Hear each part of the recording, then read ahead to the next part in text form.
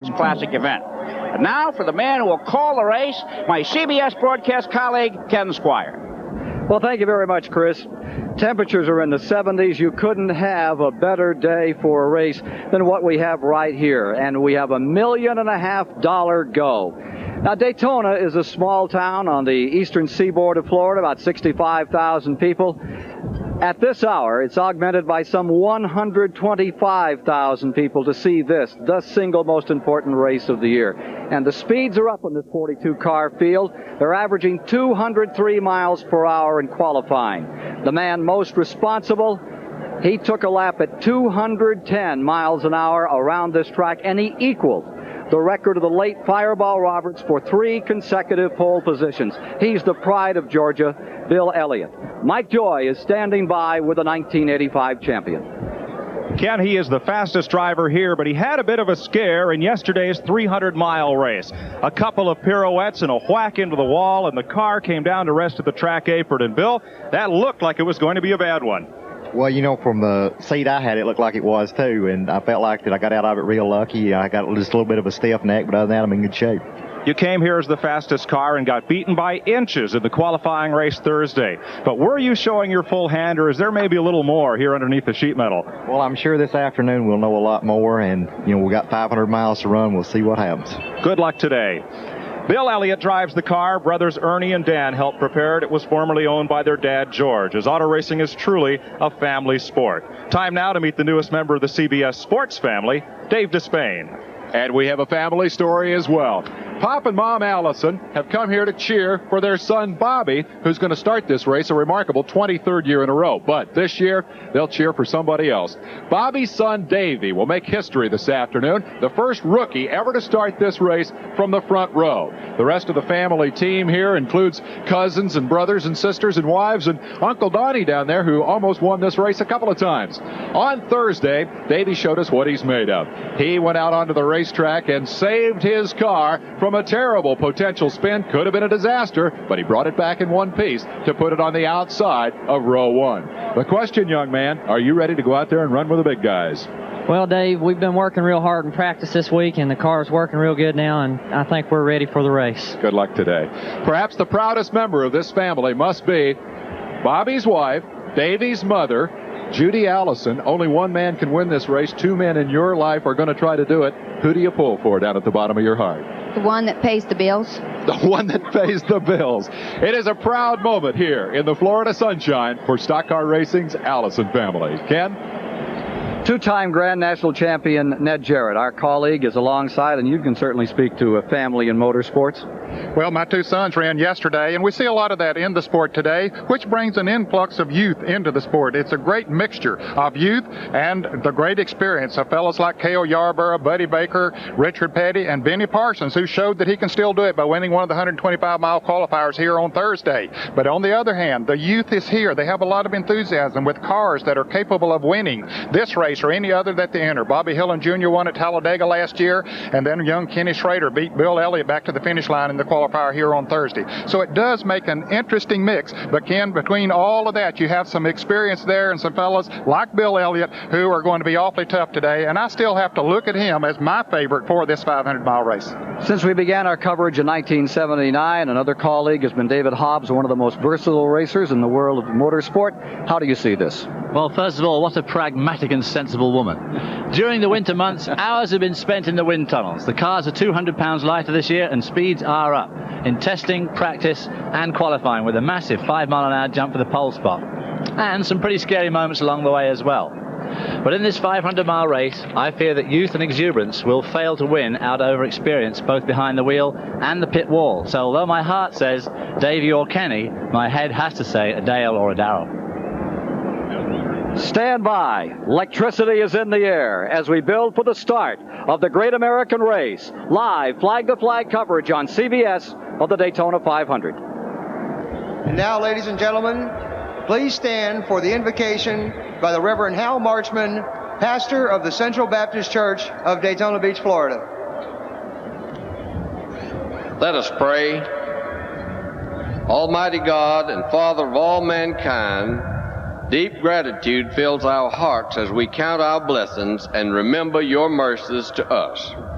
Help us to see how we can live better when we follow your spirit and grow under your nurture. Breathe upon us today fresh truth that will blow staleness from our souls. Ignite in our hearts a faith in God that will shine through the windows of our lives to dispel darkness and doubt. Bless our great nation and her leaders. Long may our land be bright with freedom's holy light. Protect us by thy might, great God, our King. We invoke your blessings upon us today. Bless all who make this race possible. Give each one a spirit of competitiveness that is wholesome and indicative of thy spirit.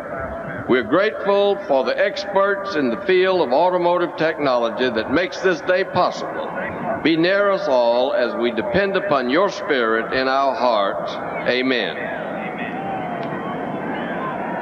Please remain standing for the raising of our flag by the Embry-Riddle Aeronautical University Army ROTC Color Guard, led by Cadet Captain Lena Moeller, and the singing of our national anthem by Mr. T.G. Shepard.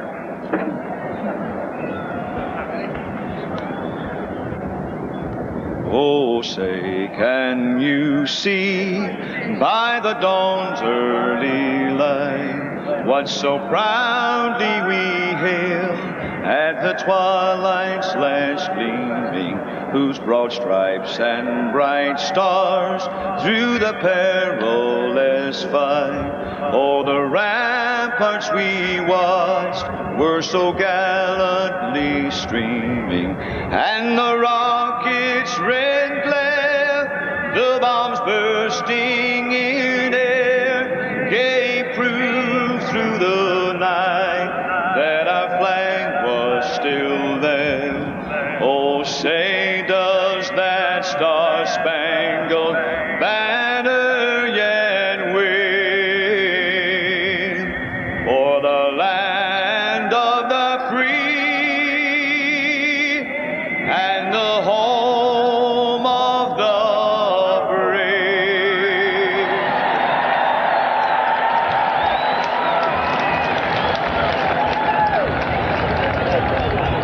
A member of the crew from car number 35, T.G. Shepard of Nashville, Tennessee.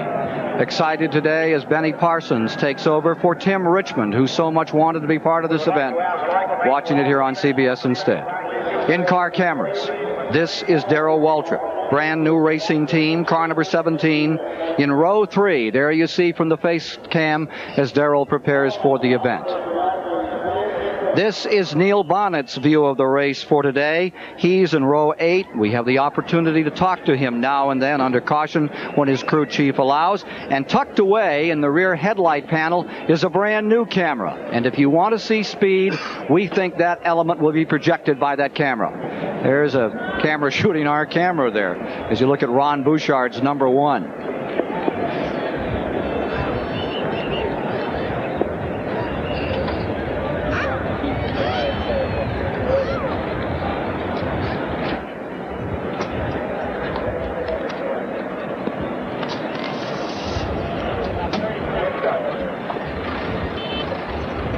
Waiting for the command to fire the engines here to start the Daytona 500.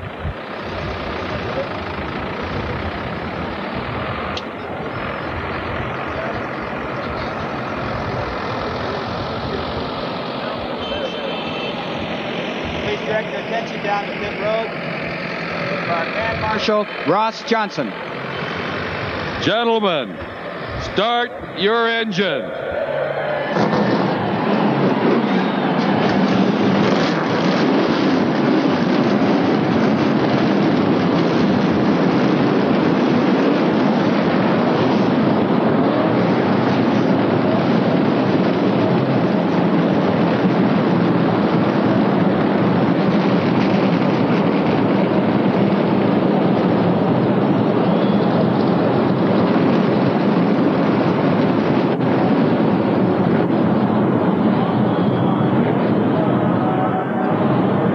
Starting lineup for the 29th annual Daytona 500. On the pole, 3rd year in a row, the 85 champion Bill Elliott. And alongside for the first time, a rookie, Davey Allison, number 28.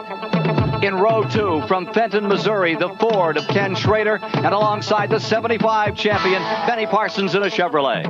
For row 3, it's Darrell Waltrip with a brand new team and the 2-time 500 winner, Bobby Allison.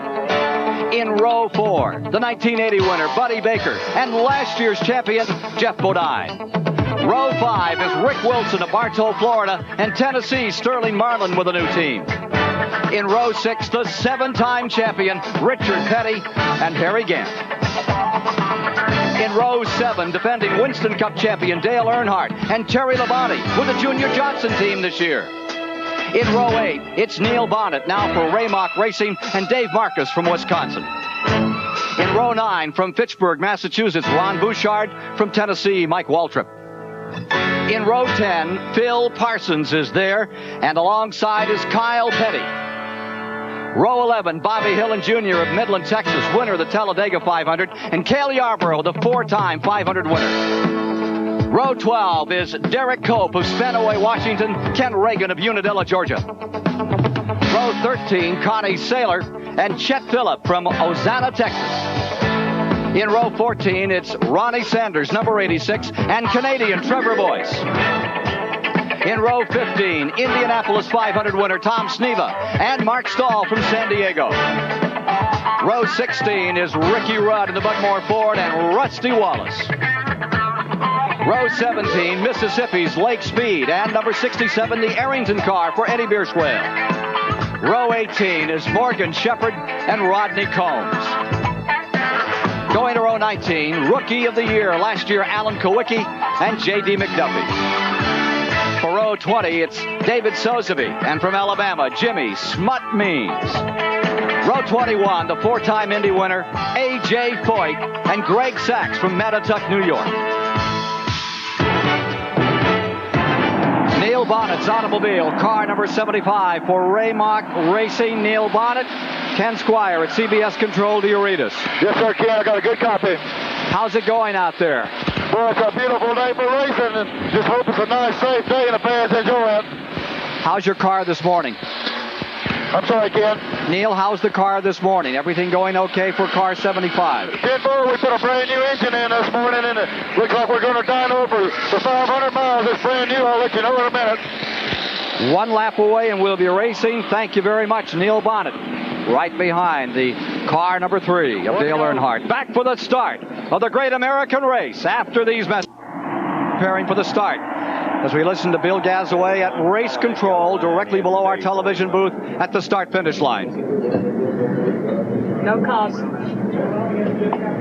Dick Beatty seated alongside. All right, they're looking great, Harold. Bring them down far as you can now, Harold. Harold Kinder, the flagman. Pace car is in. Ready to hit the button and send them off. Let it out. Let it out. And did Bill Elliott ever let it out, Ken? Elliott jumps out in front as 42 engines strain to break point. Intending to play at that level for the next 500 miles if they hit turn 1. 3 wide, that track about 40 feet wide at 200 miles an hour. It shrinks to about 4 feet. And with the second and third place cars running side by side, that lets Elliott open up, well, a little bit of a lead, just 2 car lengths. 3,000-foot long backstretch. Elliott out in front. Davey Allison, 25-year-old rookie. First rookie to ever sit in the front row, riding in second place. Live on CBS, the Daytona 500, lap 1. Elliott leads it. Davey Allison second. Ken Schrader of Benton, Missouri, riding third.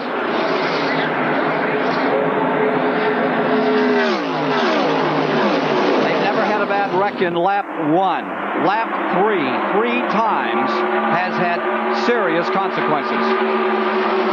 Fords running first, second, third in the early going of the Daytona 500.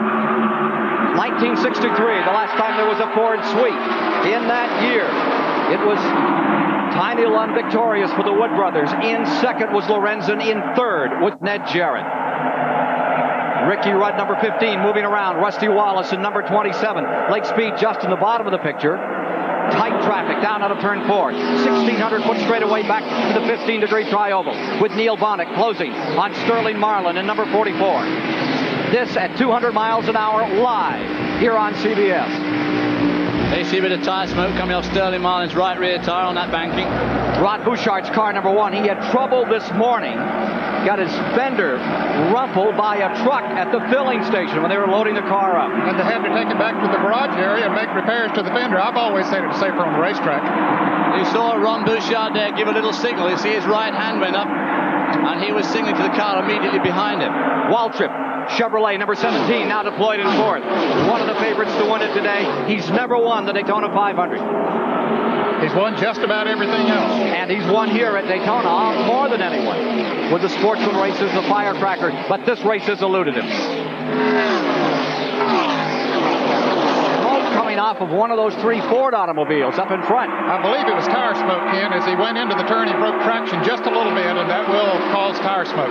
Bodine leads a covey of cars out of turn 2. He rides in 6th position. And there in 3rd is Buddy Baker. Buddy Baker's made a grand charge from 7th spot on the grid. Field back again into the banking.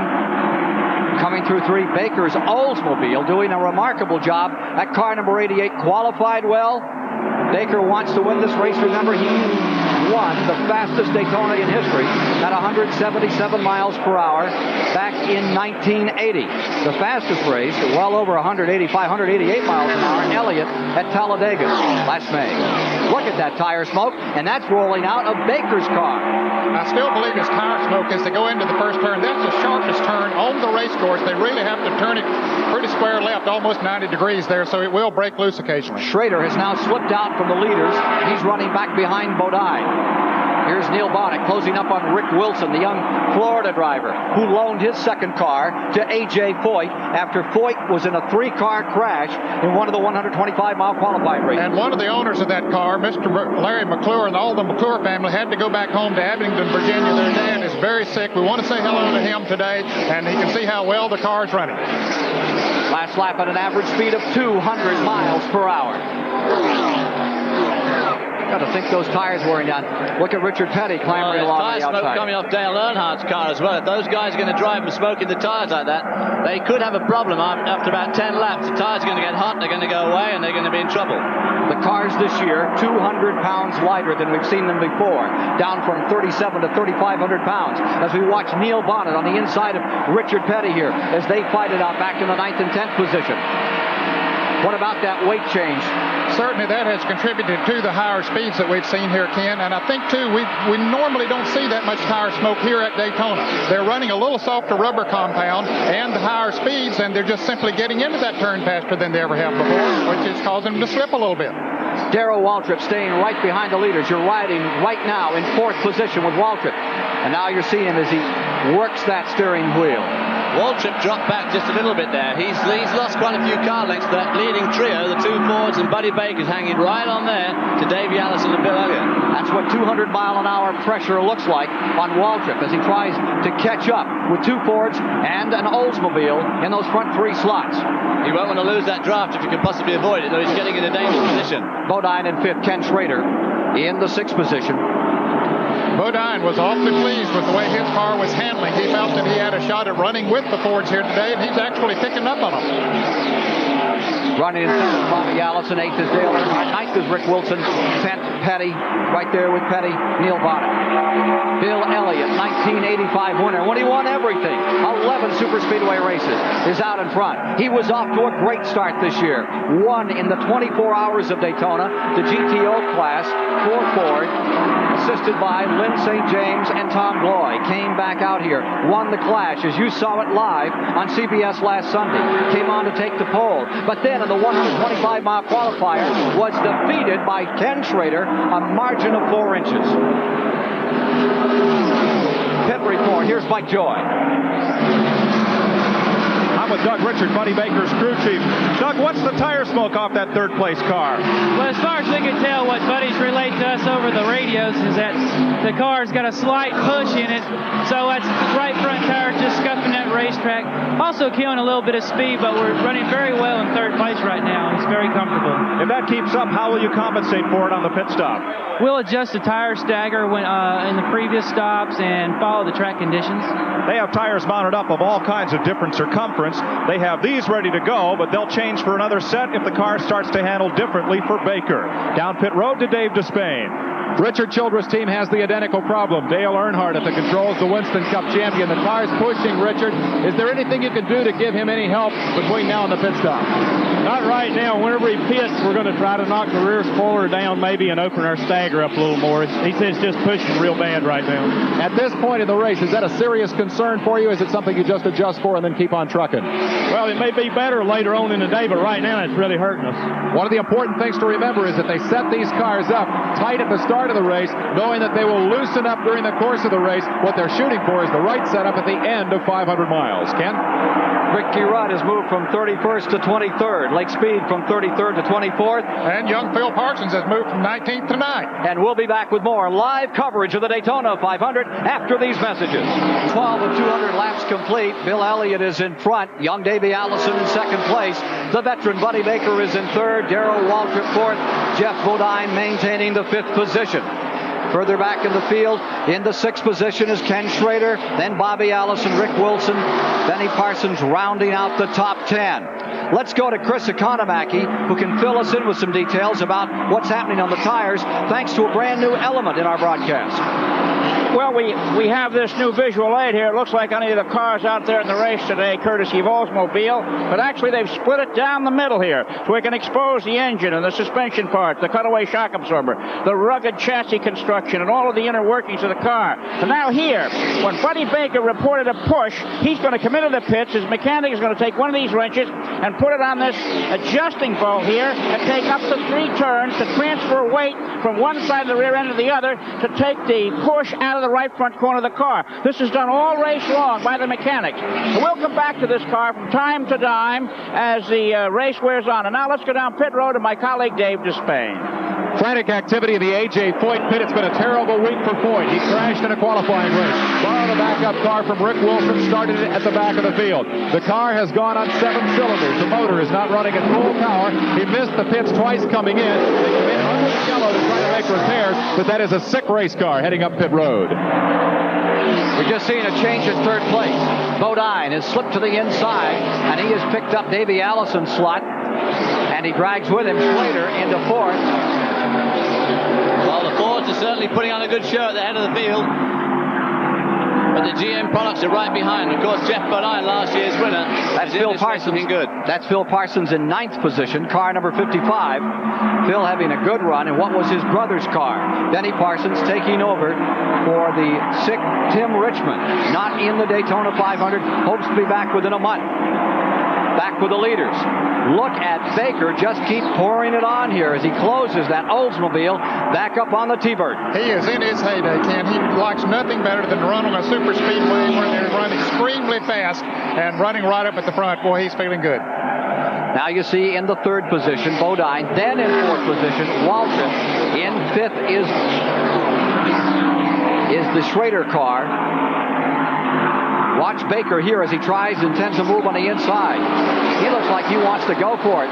Put his colors up in front for a while. Wouldn't surprise me at all to see him size Bill Elliott up and try to draft right past him. Kenny Bierswell getting lapped.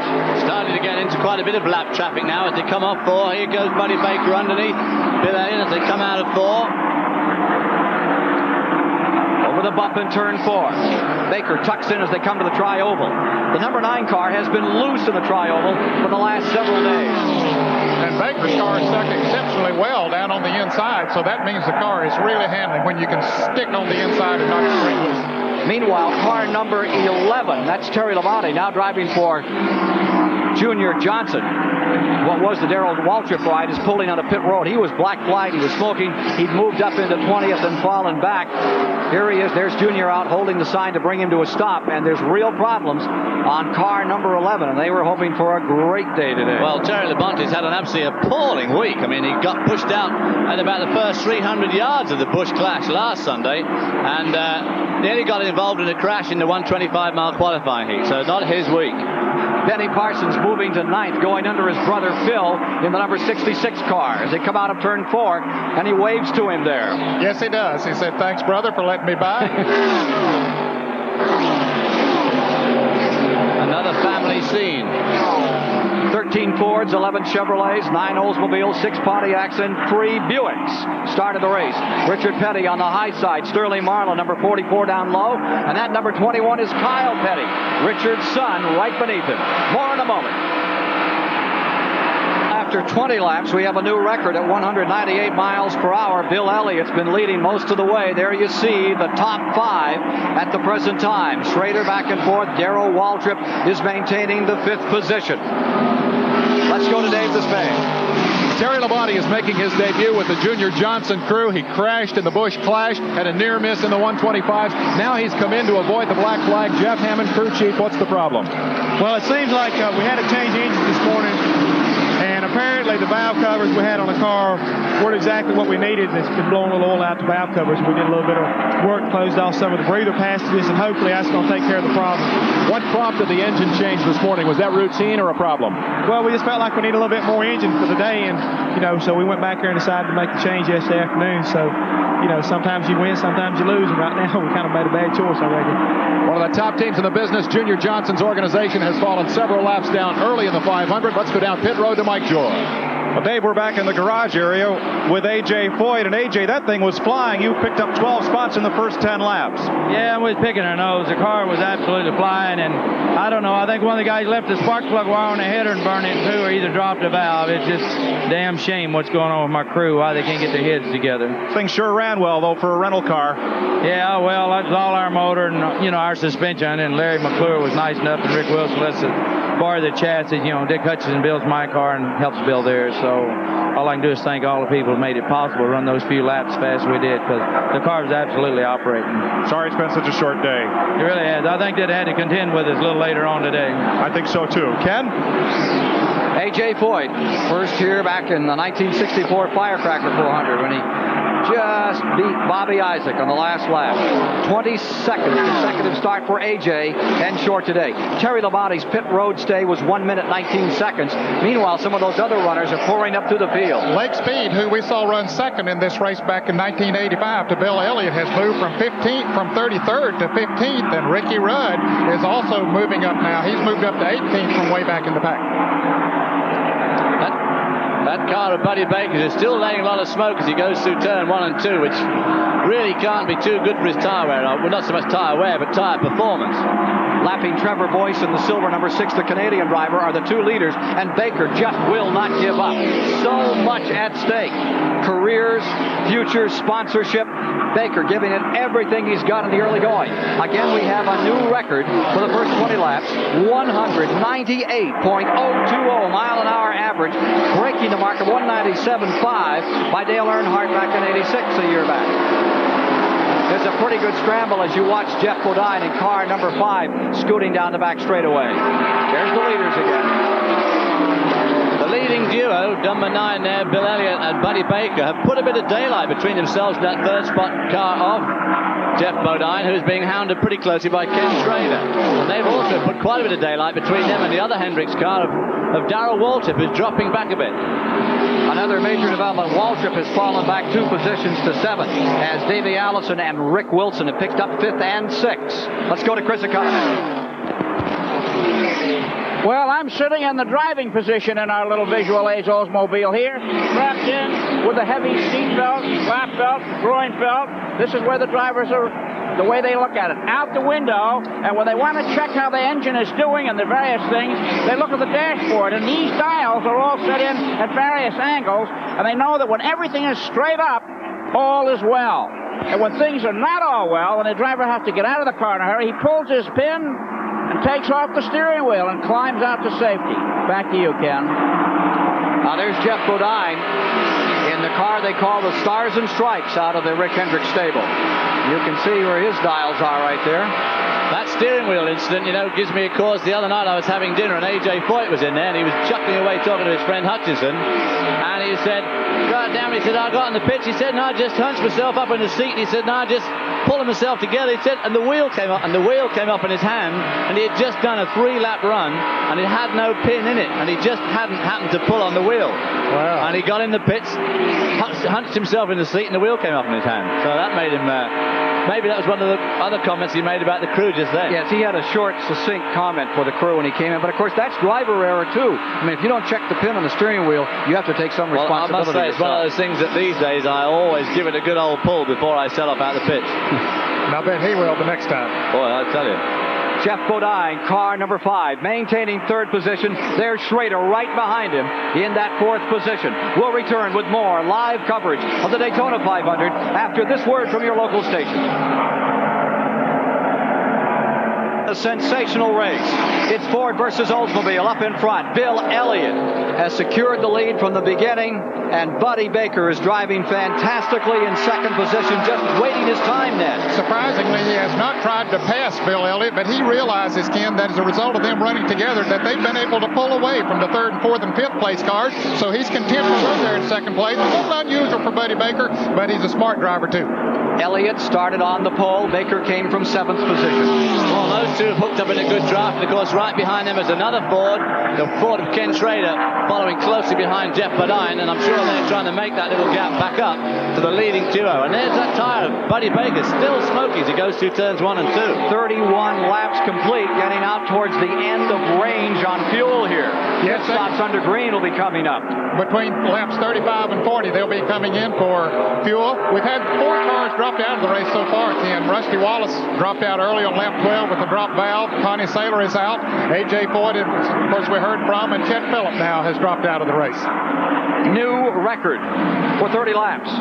197.802 miles per hour by this man. Number 9, Elliott, flying that Ford Thunderbird. Baker, relentless, staying there in 2nd, and you can see Bodine in the Chevrolet closing from 3rd. Beginning to move in on him. They are close enough now that they can pick up the draft of those front 2 cars. And we'll be back to a 4-car draft for the lead again. I think these guys are being very content today to try and make this a record race, and they're going to do all their shuffling around as they get down to the end of this race. There you see the front 4. Then coming through in 5th and 6th, Davey Allison and Rick Wilson. There's Wilson on the inside, making a pass. Wilson picking up 5th position right there from Davey Allison. Just in front of them is car number 90. That number 90 car has been motoring along. You see him right behind Bodine, the yellow car Bodine, and then comes number 90, Ken Schrader, who upset Elliott on the finish line last Thursday and won by 4 inches. The Junie Donlevy racing team out of Virginia, the driver in number 90 from Missouri. What a great run he's making, and this is 3rd race. Last year he didn't even get to run a lap before the car went away. Running up front is a new experience for him, and we asked him if he was intimidated by the other drivers in this event. Well, not really. We've run up front of a lot of races back in the Midwest, and that sprint car and midget races, and that, and we know what it's like to run up front. We just haven't run up front down here, but we know that it's going to be different. But we're not going to try to get shoved around a whole lot. We're going to keep in there like we want to. It's very easy to fall into the trap of thinking just because someone's a rookie here that therefore he's a rookie. But Ken Schrader's no spring chicken. He's 31 years old and has done hundreds of races, so he's a pretty experienced driver, really. And has won a lot of races and championships in other forms of racing. Exactly. And of Sprint car champion. We're beginning to see pit stops. On pit road, Earnhardt is coming in. Also pulling on the pit road is Ricky Rudd. Now, we're 35 laps, 34 laps have been completed, working 35, and we have a new record, most consecutive laps led from the start in Daytona history. The old record was Buddy Baker's, leading the first 33 laps way back in 1973. Scratch it. Elliott's now led 34. He's now going to lead 35. About to put a lap on Terry Labonte in car number 11. Why would you think they would stop quite as early as lap 34 to make some adjustments to the cars sooner rather than later? I think that's one thing, David, but on the first pit stop, even though they ran the 125-mile qualifying races, it was not the true test of fuel mileage with all the cars on the racetrack. They don't want to run out of gas out there, so they'll come in a little bit earlier this time, check the fuel mileage, and then maybe be able to go a little further from here on out. Okay, because we've got a whole lot more. We've got Kyle Petty and Sterling Martin well, as is Trevor Boyce from Canada. 36 laps, 90 miles complete. Bill Elliott slowing down. Bill Elliott's going to come in this time. Buddy Baker still going on. Baker's going for the lead. He'll pick up 5 points as he battles for the Winston Cup Championship as well, coming across the line. Alan Kowicki comes a whole into block pit. of them coming on this lap. Now we're watching as Schrader hits. Rick Wilson comes in, and this early run under green fills up the pit road. Let's go to Mike Joy. Well, Elliott is in for service. 22 gallons of gasoline. The car stalls. It refires. 2 right side tires. And the jackman, Butch Stevens, with a wrench in case they need a chassis adjustment. Very, very tense having to make this first pit stop under green. A lot of pressure. They complete it. He's on his way to Ken Squires. The activity on pit road. Here is Elliott. Here's Waltrip in car number 17. Live pictures here on CBS from inside Waltrip's car as they service the machine and hustle him back out. The pit stop by Bill Elliott was 17.2 seconds. Kenny Schrader got out in 16 seconds. Apparently, car number 28 is lower. We're watching the Davey Allison car blowing up. Well, apparently he overshot his pits, Ken, as he went down pit road, They which say is a he very may have costly blown error. coming out in the 28 car. That is just exactly the sort of thing I meant right at the top of the show, when experience everywhere, on the track, behind the wheel, and in the pits counts for a lot. That little mistake there could cost him his race. Now, they have tried so hard with this Robert Yates Knuckles crew. Here's Baker getting out. Good stop for Baker, that must have been. Cale Yarber in now. Cale Yarber not having a good weekend at all. There we see Richard Petty. There you see the mechanic's leg sticking out the window as he's obviously going in there to make some adjustments to those rear springs. They used to can reach in through the rear window and do that. Of course, the little window that they have a window in there, so they do have to go inside the car. It'd be interesting to see how Baker and Elliott come back out on the track once these pit stops are all completed, how close they are to each other. Jeff Bodine took the lead, then pitted. There's Cale in the 29 car. Here's Mike Joy. Jeff Bodine, again, this is routine service, but it's got to be done at speed. Every second lost in the pits, that's 100 yards out on the racetrack as we run under the green. Bodine sits calmly, watching the circus run around beyond him. Wipe of the windshield, tires, gas, gone.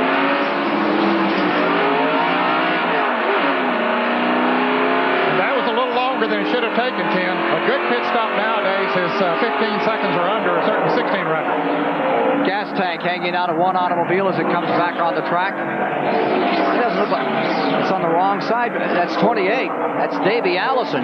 There's something really wrong. It even looked like the left rear wheel is leaning in on that car, but maybe that's just the camera angle. But Davey Allison certainly not getting up to speed. Robert Yates was driving that car, and Joey Knuckles and the crew were practicing with that machine. Their pit stops up in Charlotte, North Carolina. They borrowed some concrete barriers. Car number 4, Rick Wilson, just went behind the wall. Rick Wilson running very, very strongly in this event. Yeah, that's a great shame. There's Davey Allison's car limping out of turn number 2. This is all happening under green. We'll be back with more on the Allison story and the 500 in a moment. You live here at the Daytona Speedway. Moments ago, Davey Allison's car number 28, which is being pushed in, lost the right rear tire, indicative that they just didn't get it bolted on. Lug nuts weren't there, and away it came. This was up in turns 3 and 4. The car finally came to a halt, and it is an opportunity for these thirsty bunches to get into pit road. Let's go to Mike Joy quickly. Buddy Baker on pit road. You see 6 men over the wall and an awful lot of hands and half a leg. In addition to the 6 guys that work right on the car, a whole bunch help service it from behind the wall. A little bit more on that in a moment. To Dave Despain. Robert Yates from the Davey Allison crew. What happened? Well, he came in for a pit stop, and the jack wouldn't come all the way up. It picked the front tire up, they wouldn't pick up the rear tire. The lug nuts were off. They went and did another jack. By the time they got the car jacked up, you know, when they pull that jack out, and to put the other jack in, he thought that's his sign to go, so he took off without any lug nuts on the rear. Backed up, and couldn't get any lug nuts on. So the wheel came off, and it just sitting there grinding the rear. Can he get back into the pits?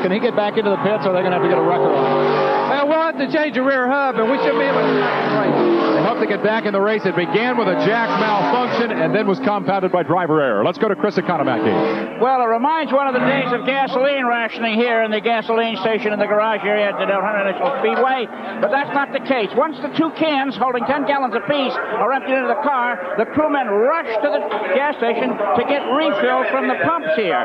Each can holds 10 gallons, but the interesting point is that it takes 1 minute and 8 seconds to fill this can. It takes about 8 seconds to empty it into the race car. They'll go back to their pit and they'll make repeated trips back and forth to the gas station here for the refueling. Too much gas in the pits is a fire hazard, so they're only allowed to have 2 of these 10-gallon cans at pit side at any one time. Now back to you, Ken.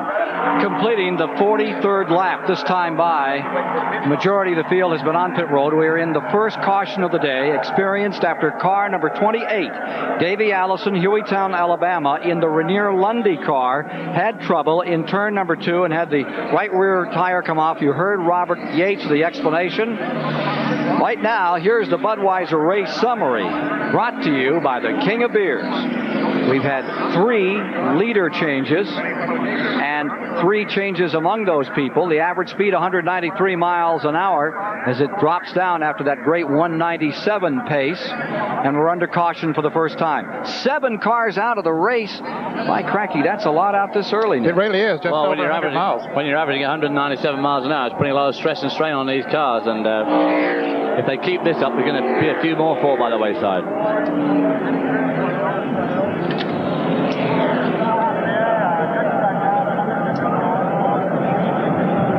From the Goodyear blimp, opportunity to see this great 455-acre facility, 2.5-mile high bank track where an estimated 125,000 have gathered today to watch the action. We talk a lot about the importance of a well-executed pit stop, but it's really hard to imagine what one tiny last second in the pits means on the racetrack. Ned Jarrett has a demonstration. The pit stops are the highest pressure situation for the crew chief. One miscue can get you in as much trouble as missing the pits completely and having to go all the way around. It doesn't take but a second or two for a good pit stop to become a bad pit stop. It makes the driver feel terrible, but just think about the poor guy that had the problem.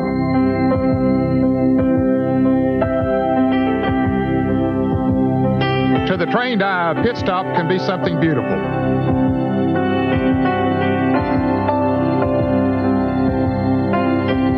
Six men over the wall, their every move choreographed by the crew chief like a well-orchestrated ballet.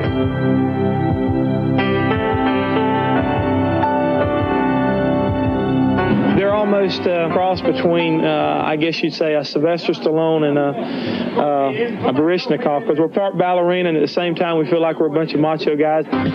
It's not Swan Lake, but whether it's pirouettes or pit stops, you stay on your toes the same way. Practice.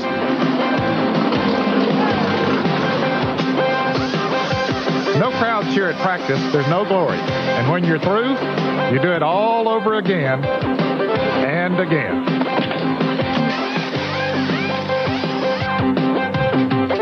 On most routine pit stops, at least 9 functions are underway. 9 or more things which can go wrong. Nothing major, you might never see it. But the tiniest delay here can mean major problems on the racetrack. We all make mistakes at one time or other, and every little mistake you make, every second you lose is very costly. Boy, if we lose this race in the pits, we're going to be in bad shape publicly. You know, we may not be able to face our families when we get home. When you come in on a pit stop, you have a certain job planned out, and you have to do it as fast as you can, because every second's like a football field on a racetrack. That seemed hard to believe, so Jim Bachhoven's Daytona crew set up some goalposts for us. Here's a pit stop, and here comes Terry Labonte. 1 second could be the difference between first and 10th. If you're still not convinced of the human factor in a pit stop, a world-class sprinter runs 100 yards in about 9.1 seconds.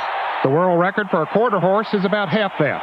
You give them both a 90-yard head start, and here comes a stock car covering 100 yards in just under a second. 500 miles of racing. The margin of victory may be a fraction of a second saved in the pits, but emotionally, the difference is incomprehensible. The joy of taking the checkered flag is most often associated with the driver, but that feeling is definitely earned by the men in the pits, the men with the most thankless job in racing. A race-winning performance is rarely recognized, but a simple mistake is noticed by millions. A second may not seem like much to you and me, but for the men in the pits, it lasts a lifetime. We are just a half lap back into green after the caution period created when Davey Allison had one of those pit problems. And you're watching Buddy Baker in car number 88, lapping rookie Alan Kowicki. Baker, a 19-time winner in Winston Cup racing, in the lead. And from Jeff Bodine's car, you're watching live as Bodine tries to bring his Chevrolet up on the rear bumper of the Oldsmobile in front. And Ken, for the first time today, Bill Elliott finds himself back in 5th place after the round of pit stop during the caution flag. We'll see what he is really made of now. Can he run in traffic as well as he did out front? One car just brushed the wall up here in 4, Ken Reagan of Unadilla, Georgia. And there's a smoker. That's Eddie Bierswell, I think, in the Buddy Arrington Ford down on the bottom of the racetrack. We're just back under green. Here's Arrington's car down, the 67 car. Reagan's car, we understand, is the car that just grazed the wall up here in 4. Baker out in front. A team that he created a year ago. He's part owner with Danny Schiff. And right now, this race is theirs. But there's a long way to go. 46 laps are now complete. They're only 115 miles into the distance of the 29th running of the Daytona 500. The pit stop during the caution period gave a lot of them an opportunity to make those needed adjustments on the cars. Once they got out in the traffic, see how the track is today. It's warm outside, so they had to make a lot of adjustments. We might see some cars running up front that we haven't seen before. You can already see the residue collecting on Neil Bonnet's windshield. Car number 75. You know, it looks almost impossible to see through that windshield, Ken. You wonder, how do they do that at 200 miles an hour? But, David, it seems that your eyes sort of adjust to it. Well, they do adjust to it. Of course, there's not only residue on there, the windshields here get blasted by sand. But look at this shot. Now, that's that shot from down low out of the back of the car, from where the tail light is, and it really gives you another sense of the tremendous speed. We are under caution another time. There may be some debris on the track. This is coming at lap 48. As they complete 48, we go back under caution, and there you see Baker still in first. 17 times he's won on super speedways. Buddy Baker, the guy they refer to as the Gentle Giant, 6'4", 5. And let's take a look at the leaderboard here at the Daytona Speedway. Baker in first, Bodine in second, Elliott back to third after that series of pit stops. Bobby Allison in fourth, and Benny Parsons is in fifth. Maintaining sixth is Waltrip, seventh is Petty, eighth is Lake Speed, ninth is Schrader, and 10th is Earnhardt. More live coverage on CBS from Daytona after this. With Ned Jarrett and David Hobbs topside, I'm Ken Squire. Down to the trenches, it is Mike Joy today, Dave Despain, Chris Economaki along. Let's take a look at what developed. It created a caution for us, the second one of the day. It happened just out of turn 4, and Neil Bonnet's camera gives us the best vantage point. There you see the blue and red car, number 67, in front of the two cars directly in front of Bonnet. Now watch his engine give way. It blows right here, and apparently scatters some parts, puts out a little bit of fog and smoke. Perhaps a little bit of oil on the track as well. As he pulls to the inside of the racetrack, very wisely, of course, Bonnet and the rest of the car is able to go by on the outside. And it was at that moment that Ken Reagan in the 77 just touched the outside wall at about 190 miles per hour. Giacomo from Poughkeepsie, New York, in attempting to qualify, he hit at 100 and did not get a chance to go out here and run the 125-mile qualifiers. Again, the standings with 50 laps complete.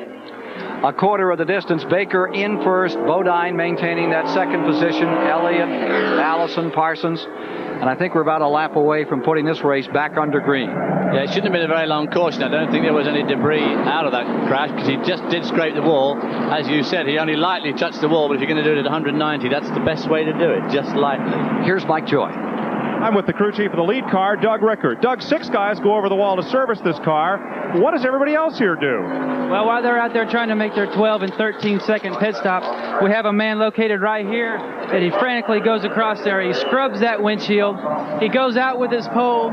He wipes that thing off so the driver can get a clear shot. We have a man that hands him the water pole. He sticks that thing out there, stretches without going over the wall, so we don't have a 15-second penalty by NASCAR. Our third man over here has the second can ready to be disposed into the car at any time. And there's about 5 more people back here doing lap charts back up on the two-way radio, chasing and selecting tires to go on that race car, all helping make it work better. Let's go to Chris Economaki. The busiest place at the Daytona International Speedway during the month of February is the garage area, packed with cars, drivers, crew members, members of the press, company and accessory members, family members. You can't move in here. But on race day, it becomes a ghost town. All the action is out on the track. And if there is a car in the garage area before the race is over, it means he's had trouble, he's out of the race, and he's going home early. Back to you, Ken. Sad break for Buddy Arrington's team that had their share of misfortune a year ago. If Rick Baldwin is listening, we send along our best wishes to him. Buddy, of course, giving up the driving chores this year after some 20 years as a driver. He says, I'm not officially retired. I want to keep that just in case I get the urge and want to get back out there. So he's not making it official that he's retired, but he did turn the driving chores over to Eddie Beerswald from Texas. Well, there you see Darrell Waltrip's car, number 17, which is running in the 6th position. There's the number of Sanders down on the inside. What's that, 86, 83? Ronnie Sanders' car. And guess who's coming back out again? Davey Allison back in the race, several laps down, number 28. And has all 4 wheels. Boy, that's nailed on. Not only a frustrating situation, but also an embarrassing situation. Well, the point made that the Rainier Lundy team had spent so much time on pit stops. They had actually gotten some concrete barriers up in Charlotte and practiced those pit stops. Had Robert Yates drive in. They videotaped them. They've worked for 2 or 3 weeks on nothing but pit stops and making that crew more cohesive. And now you see what happened. Out of the race.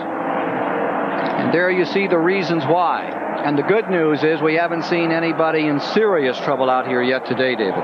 Well, I sincerely hope we can go through the race without seeing anybody in serious trouble. If we can just get a fair crack here under the green, we should push this race average up near the record again of Buddy Baker's, who, of course, today is also running incredibly strongly here at Daytona. Speed has dropped down to 172 miles per hour with this second caution period. The record is 191. We're getting set to turn them loose another time at Daytona in the Great American Race. Up in front as they come down, Buddy Baker. Correction on that start. Well, Baker dropped to the inside. He took the lap cars move as he came down through, and Bodine pulled right up beside him. There's Bodine popping out in front. Baker falls to second place immediately as the flag was dropped by Harold Kinder. A little surprising. Baker's been getting good restarts before. Maybe he missed the gear a little bit. I don't know. Maybe he wanted to hitchhike again. He certainly took a nice ride as we look at Buddy Baker pull up and say hello to the leader, Jeff Bodine, at 200 miles an hour. Now he guns for the inside. You're with the leader, Bodine, 1986 champion. And Buddy Baker, the 1980 winner, down on the inside. Flats it right out through the 3rd and 4th turn. Has it on the mat. Back they come down to the tri-oval side by side. Tremendous battle as they come to the line. You could call that one a dead heat as they came to the stripe. You can see Baker's car when he pulled up beside of him in the turns, it got a little bit loose. Then he came on back by as he came into turn 1. Is he going to be able to hold it? Looks like it. Baker lets that back end out. There you see Bill Elliott right on the rear bumper of Bodine in 3rd. He sure is right on his bumper. And also into the picture comes Benny Parsons. Parsons on the move in that Tim Richmond car. Battling beside of Bobby Allison, 2 real veterans. Oldsmobile in 1st, Chevrolet in 2nd, Ford maintaining 3rd, Chevrolet in 4th, Buick in 5th. It's an all-American field. American manufacturers gathering at Daytona.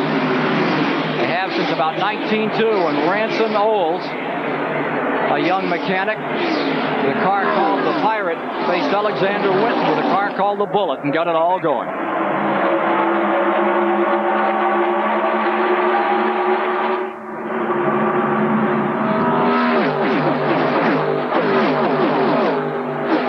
That 3,000-foot-long back straightaway. Bodine willing to wait a moment. Ride in Baker's wake. And there going high at the back of that group is Richard Petty, who's moved up to 8th position, running very strongly now. He made some adjustments, but we saw his cousin Dale Inman with his legs sticking out of the car, so maybe those adjustments paid off for Richard Petty there. From the blimp, let's follow them around. 1 lap here. See some of this crowd, estimated at 125,000 peering on. People everywhere, every seat sold out for today's race. There's the 31-degree banking, and on the inside you see Bill Elliott scooting underneath underneath Bodine and taking second place as they go down that long back straightaway. I wondered how long he'd sit back there in third. It looks like his car will work in the draft. He had run out front most of the race, or in the early part of it. Now let's see what he can do with Baker running in front. Baker ran behind him for the first 100 miles. The Goodyear Blimp Enterprise from Pompano Beach, Florida, giving us this incredible view of the Great American Race. It certainly gives you a good idea of how steep that banking is when you look straight down. It's like looking at them go around the inside of a wall. Main straightaway. Baker has the advantage at 200.445 miles per hour. And there comes Dale Earnhardt into the picture. He's up to the lead group for the first time. He was languishing rather before that round of pit stops. And here he is right in that lead group. 55 laps complete. Further back in the field, there's Davey Allison, the 20. There's the one car, Bouchard. And he pulls up beside Mattatuck, New York's Greg Sachs in the 50. And just behind him is Davey Allison in the 28 car, who is running 13 laps down to the leaders. There's Davey. Sanders' car again, and Ken Reagan in the 77. Back with the leaders. 56 laps complete this time by. 5-6 complete. Earnhardt past Waltrip. Whoa, what a move. And Bill Elliott's moved right up on Buddy Baker in the front of this group. There you see them going under the commentary box through the tri-oval. Remember that Earnhardt came in here last year, led this race, looked like he was going to take it all, and ran out of fuel with 3 laps to go. More of the 29th Daytona 500 in a moment.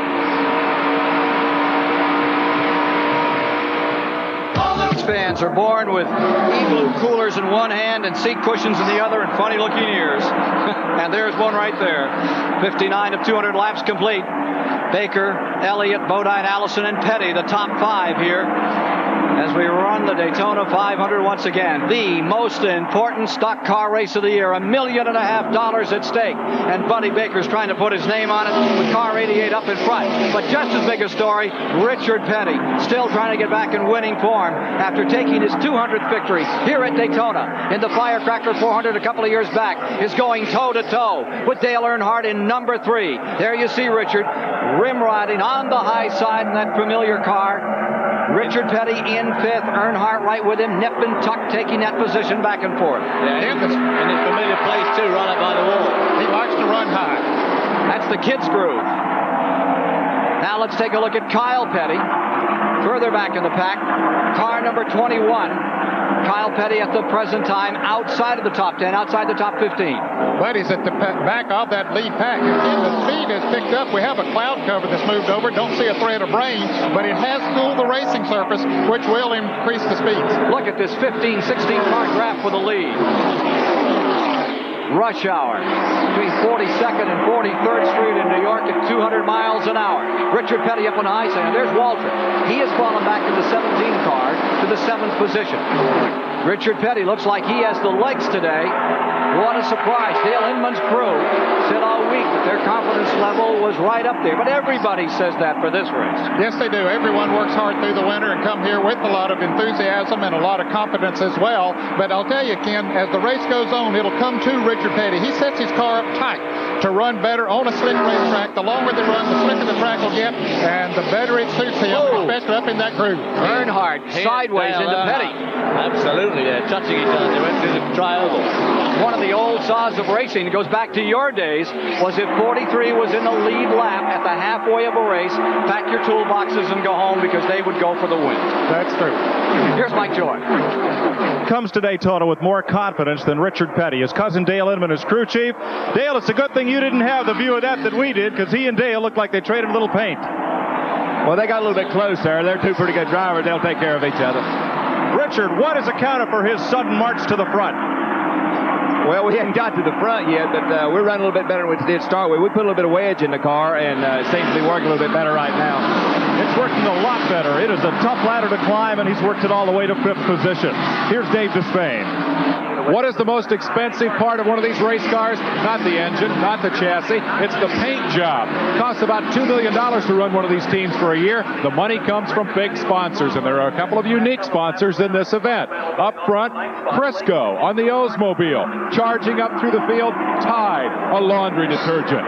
With me is Alexis Liris, who was the marketing manager for NASCAR for many years, now with Melling Racing. Why the emphasis on women's products? How has Madison Avenue found found that an attractive way to go. I think NASCAR has finally listened. The Madison Avenue people have listened to NASCAR. The demographics show that anywhere from 44 to 47% of our fans are women, and they buy the products. Our car is an accurate reflection of what it was, the Snelling automotive products, the Coors beer, the cigarettes. But you look down pit road now, you see Piedmont Airlines, Red Baron frozen pizza, Kraft Bullseye barbecue sauce. I mean, you have something that's appealing to women because the sport appeals to women, especially in the Southeast, Dave. The people in the major companies are realizing that to market their product in the Southeast, this is the sport to do it with. Nearly half the women in the nearly half the fans in the grandstand today are women. That's why Tide and Crisco are here. And right now they're cheering for the Crisco kid. It's Baker out in front of that car number 88. She's got her eye on him. If you like Ken Squire and you spill your Crisco fat on your tie at breakfast, you can always wash it out with a bit of Tide. I like what Earnhardt said. He said, you don't have to call him that. You can call him Lars. Poor Baker. Nicknamed Waltrip Bubbles now. Yes, he's nicknamed Darrell Waltrip Bubbles. Earnhardt and Waltrip have their own battle going at words. And one of the best quotes of the early season here back in January when it was heating up, Waltrip right here at number 17 said, the shark is ready. And Earnhardt said, I'm going fishing. Well, they're having their own battle on the racetrack right now. Waltrip trying to catch up to Dale Earnhardt as he tries to pass Richard Petty once again. That Earnhardt-Petty battle is one heck of a battle. And, of course, right behind them is our camera car, Darrell Waltrip. And right behind him is Benny Parsons in the other Rick Hendrick car. So we've got 3 Rick Hendrick cars in the top 5 spots here right now. Ooh, look at Baker, the Petty car, and that number 3. That Petty car all the way on the high side, and 3 looks like it's ready to break loose Earnhardt all the time. Well, now look at Petty. Down on the inside, making it 3 deep, going into turn 3. And from the in-car camera, upper right of your screen, you can get a view of what it looked like from Darrell Waltrip's vantage point. But Dale Earnhardt came out of that skirmish ahead. And now they've both taken Jeff Bodine in the car number 5. Now that's close together, that is. Petty had to make a snappy move around the left automobile. Car number 12, David Soseby. Soseby running very slow down on the bottom of the racetrack. Driver out of Dawsonville, Georgia. The famous Soseby name from way back. His dad won here on the beach back in the 50s. Richard Petty closing up on Jeff Bodine another time. We'll return with more live coverage of the Daytona 500 after this word from your local station. Kraft, they are pulling away from the third place car by 2 1/10 seconds with 71 laps complete in the 1987 Daytona 500, 177.5 miles deep into the race. Further back in the field, here's Jeff Bodine, and here's another good battle. That is the number 90, Ken Schrader, and he is currently working on number 55. That is Phil Parsons, but the story for the last 4 or 5 laps there has been the car of Lake Speed, that number 83 car. Lake Speed started 33rd in this race. There you see him back with Harry Gant, and he has really moved up. He's in 11th place at the present time. Having an awfully good run. He owns his own team now, Ken. He was ousted from the Raymont car number 75 that Neil Meyer found early in the season last year. Started to work, build his own team, and is here running in his first race with it, looking very good. Meanwhile, Richard Petty is pulled into 3rd behind this pair. There you see that interval. It's a biggie. Biggest advantage anyone has enjoyed in the race, and they've had to go almost 200 miles to find it. It's now 2.5 seconds from 2nd to 3rd, from Bill Elliott's number 9 back to Richard Petty. On pit road, I believe that's Kyle Petty's car. It is. Well, Richard Petty actually has done a pretty impressive pull back through the field himself, because just soon after we went to green, not so long ago, he was languishing back in 9th spot, and now he's pulled pretty clear into 3rd behind these two who've really put some distance between themselves and himself with this 2-car draft. It's interesting how Bill Elliott has just sat there on the back bumper of Buddy Baker, reverse of what they were earlier in the race, content to ride there. Maybe he can't do anything about it, or maybe he's just sitting there riding. And here behind these 2 leaders, 2.5 seconds back, is Richard Petty's car number 43, and then it's about 25 car lengths back to number 3, Earnhardt. There's Petty in 43. He's a 7-time winner here in the Daytona 500. Richard, is it harder to win now? I think it's more competition now than what we used to have to run against. There's more good cars. They run a little bit better. They handle a little better. They got better pit crews. And so your strategy's got to be more of a gung-ho situation. You can't just wait for something to happen to other cars. You got to go out and outrun them. Used to, if somebody outrun you, didn't worry about it because most time they'd have trouble. But, when you really get down to the overall picture at the end of the race and you look back on the races and stuff, they're won today just like they were 5 years ago or 20 years ago. Richard Petty in third place. Here's Mike Joy. A moment ago, you mentioned Lake Speed, who has gained more positions since the start of this race than anyone in the field. His veteran crew chief is Darrell Bryant, and he is really climbing his way up through traffic. Yeah, we're doing pretty good right now, Mike. We're just a little loose on this set of tires. We can come up and the tires get hot. We fall back a couple positions. Then they'll cool off and we can come right back up. But we're pleased right now the way the car is running. So more caution flags rather than less would benefit you. I can't understand that. I say more caution flags would benefit you. You get more chances to change and get fresh rubber. That's right. This is a brand new car, and well, in fact, a brand new team, as you well know, and we're not too familiar with the car, so we're just having to kind of adjust as we go along. But right now, we're real pleased with the way the thing's running. But they're far from the only team that's complaining of a loose handling race car. Take a look at Earnhardt. Ken? Lake Speed now in 12th position. There are the leaders. Baker in that first position out of turn number 4. Wigwags just a little. Elliott stays right there, secure in second position. Looks like he's willing to stay and hold on for a while. Taking a look at the leaderboard here with Buddy Baker first. In second, Bill Elliott. Third, Richard Petty. In the fourth position, look further back, Dale Earnhardt. Then in fifth, present time, they are showing Bobby Allison, and the second 10 all the way back. Sterling Marlin is broken into the top 10 now. Yes, he's running very well. I talked to him this morning. They put a new engine in his car this morning, Ken, but he felt very good. Said the car was working well in the last practice yesterday and felt good about his chances here today. Well, there's no doubt these guys are really cracking on. The average speed of the race has dropped to about 168 for those caution periods, but between lap 60 and lap 70, they averaged 198.2 miles an hour. So these two guys out in front are really humming along. Well, there you see them pouring it on by the crowd here in the Tri-Oval area. 25 cars are still in the lead lap of the 1987 Daytona 500. More shortly. Lap by lap. It's been 71 races since Richard Petty last won. He's managed to break Dale Earnhardt's draft, and he is closing. And Earnhardt in number 3 is now on pit road. Dale Earnhardt is pulling on the pit road, had been running in 4th position. Checking the interval. That second place car back to 3rd, Richard Petty. 7-time winner of this race. Earnhardt, who came so close, he and Bodine, locked up in a tremendous struggle last year. And then, 3 laps from the finish, the engine burped, he was out of fuel, and had to settle further back in the field. Earnhardt an extended stay in the pits, Ken, and jacked up a little longer than it should have been. Almost 18 seconds for Dale Earnhardt, so he's got some making up to do. But everybody else is due for a pit stop here very shortly. Indeed, more of the field now pulling in. Sanders' car comes on the pit road. Leaders come by and complete 80 laps. Second to third, about 2.5 seconds. The other guy we see in the picture there, just behind Richard Petty now, is Ken Schrader, who has really pulled up well. He was dicing with Lake Speed for 11th spot just about 4 laps ago, and here he is now in a very strong 4th and making a bit of ground on Petty. There you see him there, number 90, going down the back straight. And right behind him comes Benny Parsons. Schrader in the number 90 Junie Don Levy car. Don Levy has been here 38 years, since 1950, never has won this race.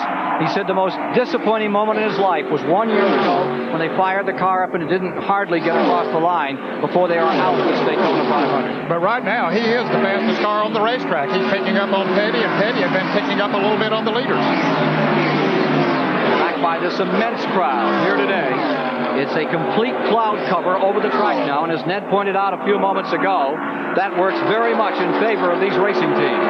Perry Gant is on pit road. Cale Yarborough brings his number 29 in. There are those two leaders, and make no mistake about it, Elliott's playing it cozy right now with car number 9. He just roosts there on the back end of that lead machine. Here's Harry Gant coming back out. They were saying, Hal Needham was saying this morning, they thought they had their problems somewhat sorted out. Here comes Cale out, up one number from a year ago. Carries the same colors, and here are both of the leaders. Number 9, Elliott. Number 88, Baker, on pit road. And Bill Elliott came down pit road. He passed Baker coming into the pits. A very good move by, however, Baker is pitting back behind Elliott, but let's see how they do. Let's go to Mike Joy in the pits. Buddy Baker is making a scheduled pit stop. He did not stop during that caution flag period at lap 49, so now he's just about out of fuel.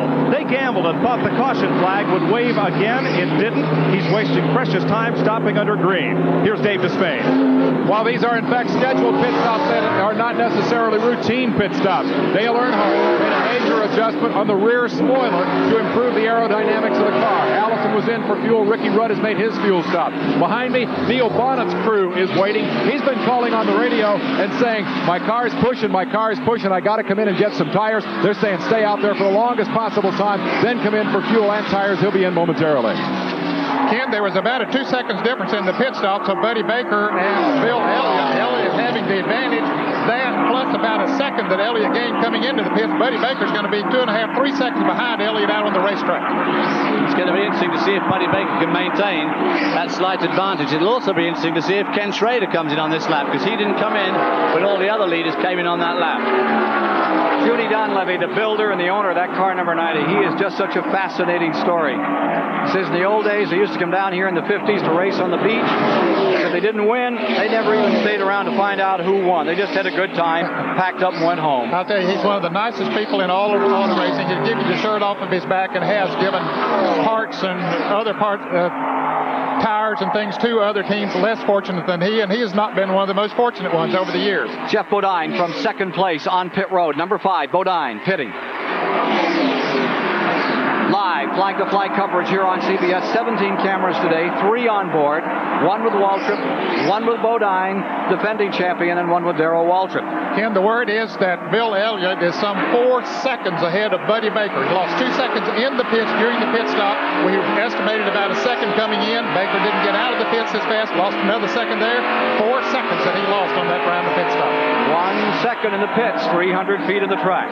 Here's the Budweiser race summary brought to you by the King of Beers. Showing 85 laps complete.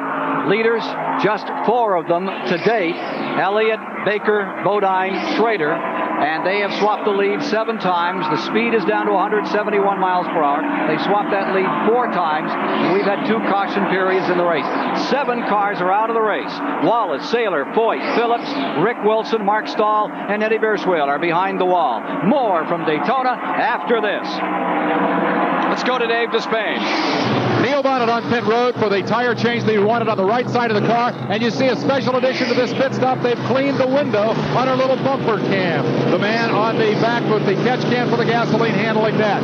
Now they're coming around, and there's a bit of confusion on the stop as they're trying to get the fuel in. Now it is in, and he is away. It looked for a moment like they were going to come back in for a change of the left side tires. Bonnet has the right side tires he needed and is back underway. Let's go to Chris Economaki.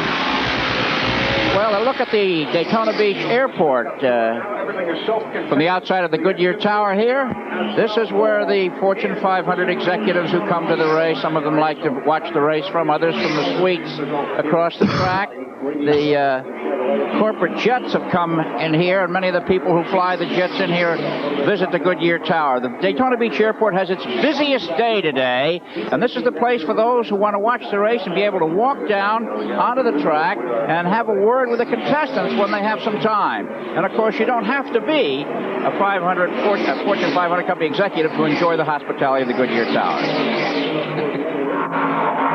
I'll leave it to our host to find the easy, cushy job for the day, Ned. Ron Bouchard he's making a pit stop. Let's go to Mike Joy to cover that stop. Ron Bouchard comes up on the leaderboard in the second spot. He completes his service and away. A big incentive for Bouchard today from his sponsor. There's a check sitting here behind the pit wall in the amount of $100,000 a bonus if he should win this race. And up at his car dealership in Fitchburg, Mass., there's a crowd of over 200 watching our event on CBS. And if Bouchard wins, he'll give away a new car. That's quite an incentive there. He had taken over the lead just before his pit stop, Ken. Now the leaders have made their pit stops, and Bill Elliott has gone back into the lead. He had a very good pit stop. Danny Parsons also had a very good pit stop, so he's moved up into, I believe, in second place. Well, there you see. I think Buddy Baker's second, but Benny is right behind him. Well, if Buddy Baker has moved up into second, he is flying because he was 4 seconds behind after those pit stops, so he is really moving up through the field. 91 laps are complete, working 92. There you see the Kenny Bernstein car just behind the 9. They've had their problems all week. They slapped the wall in practice. The track was wet. That green car is the Bernstein car with Morgan Shepherd driving. Morgan, a really smooth racer, had no control. The track was just a little wet, and Cale Yarborough also got in the wall. That was early on Friday morning.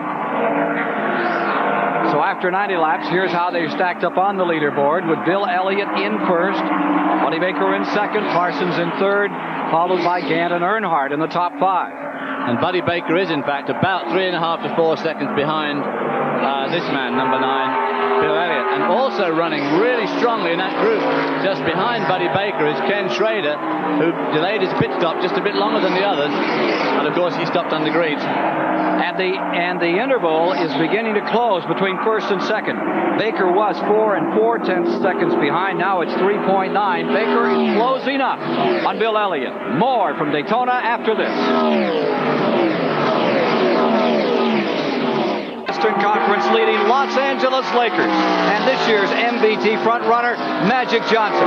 That's NBA action you won't want to miss. It's next on CBS. Number 9, Elliott stays in front. Trying to eat into his lead is number 88, Buddy Baker. It's Ford against Oldsmobile. Elliott out in front, trying to win it. He won it in 85. His mother is home watching today in Dawsonville. Here's a great race. There is Baker. Then right behind him, the yellow and blue car. Number 3 is Earnhardt. And Earnhardt is on the move, Ken. He had a 18-second pit stop. It dropped way back, but he's pulled up to third now and is gaining on Baker. Meanwhile, 4th position is Bodine. 5th is Benny Parsons, 6th is Gant, 7th is Schrader, 8th is Allison, 9th is Garland, 10th is Phil Parsons, 11th is Richard Petty, and 12th is Darrell Waltrip with Ricky Rudd 13 on the lead lap, 96 laps complete. I started to mention Mildred Elliott is watching at home with Bill's daughter Star. She didn't come down this year. And Mama Reese, 90 years young, Bill's grandmother, didn't want to watch with the other ladies. She's staying at home where she wouldn't be interrupted and she could really focus on viewing this race today. And at the Dawsonville Pool Hall this afternoon, a crowd of some 300 have congregated to root Elliott on to another victory. That's when they keep the memorabilia of North Georgia racing. There's the interval between first and second place, and here's Earnhardt beginning to turn the pressure up and go underneath Baker as Elliott continues to lead. That interval is in fact growing, and the guy also on the make now is in fact Ken Schrader, who's disposed of both Bobby Allison and Benny Parsons, and is lying in 4th spot, right behind 5th spot behind Jeff Bodine and Dale Earnhardt. Watching the battle for second place, Earnhardt of the Richard Childress car down on the inside, going for second position. Baker has definitely slowed. Over when he was running, he's still running at a good pace, but just after the pit stop, he was the fastest car on the track, but right now it's not working for him. As you see, he's about to lose third. Back to the inside, look at this, 3 wide, and Schrader's the man on the move. Ken Schrader has incredible power in that car number 90. Oops, a little smoke rolling out of car number 3, tire smoke? Yes, I think it was tire smoke. Further back, going into turn number 1. Remember, Terry Labonte had trouble earlier. There's the Cale Yarborough car, number 29, which is outside of the top runners, and Lake Speed in car number 83. There's Terry Labonte, the car that Waltrip drove a year ago. Remember, they had problems early on in this race. Here's a report from Mike Joy. Watching Junior Johnson in his characteristic pose with a knee up almost on the pit wall. Ken, no one was prepared for the speeds they were going to run here today. When they asked Ricky Rudd and Junior in separate interviews what speed it would take to win the pole, they'd say, well, 208, 209, or 2010. They're not ready to comprehend 200 miles per hour. In fact, the Speedway Media Guide, the speed chart, doesn't even go up as fast as Bill Elliott ran for the pole. Junior sits here impassively, but a moment ago when they came by 3 wide, his crew chief, Jeff Hammond, standing up here on the tires, covered his eyes as Ken Schrader took him across the line. Here's Dave Despain. The search for that speed is a 4-month-long process. The Daytona 500, the culmination of all that testing and all that qualifying and all that practice. A lot of guys tested fast, qualified slow. Darrell Walters is one of the guys in that category. Other guys test slow and come down here and qualify very fast. Why the difference? One element is the weather. Waddell Wilson, the crew chief on this car, says the weather didn't help you guys. All this cool, cloudy weather was not good for you. No, we had our car set up for it to be sunny today, and being overcast, the car's too tight. It's not, running through the corners free enough. Are you comfortable with where he is now? He's outside the top 10. Can you get the car right? Well, at the present time, we're running a little quicker than Bill is, so if we can keep this up, we'll be up with a pack in front of us, and we're okay at the present time. The key thing to remember is that this quest for speed, which starts in November, ends not at the start of the 500, not at the midway point, which is approaching right now. The one time you have to get the car right is at the end of the race. We are at the halfway point.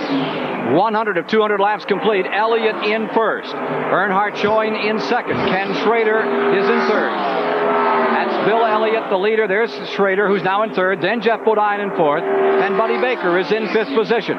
In the sixth position, Bobby Allison. Benny Parsons in seventh. Then Gant, followed by Sterling Marlin ninth. And Darrell Waltrip has just moved back into the 10th position. Elliott in number 9 leading, but his lead is being taken away by Dale Earnhardt in number 3, who is closing here in the Great American Race. Back with you live here at the World Center of Speed, the Daytona International Speedway. There's Bill Elliott. Here's the story in second place. Just moving into that position, car number 90, Schrader, has come up with his Ford and passed Earnhardt, number 3, the blue and yellow car, which is now in the third position. And there you see Jeff Bodine in fourth. And there is Benny Parsons, number 35. He is in the fifth position. Behind him, in sixth, is Baker.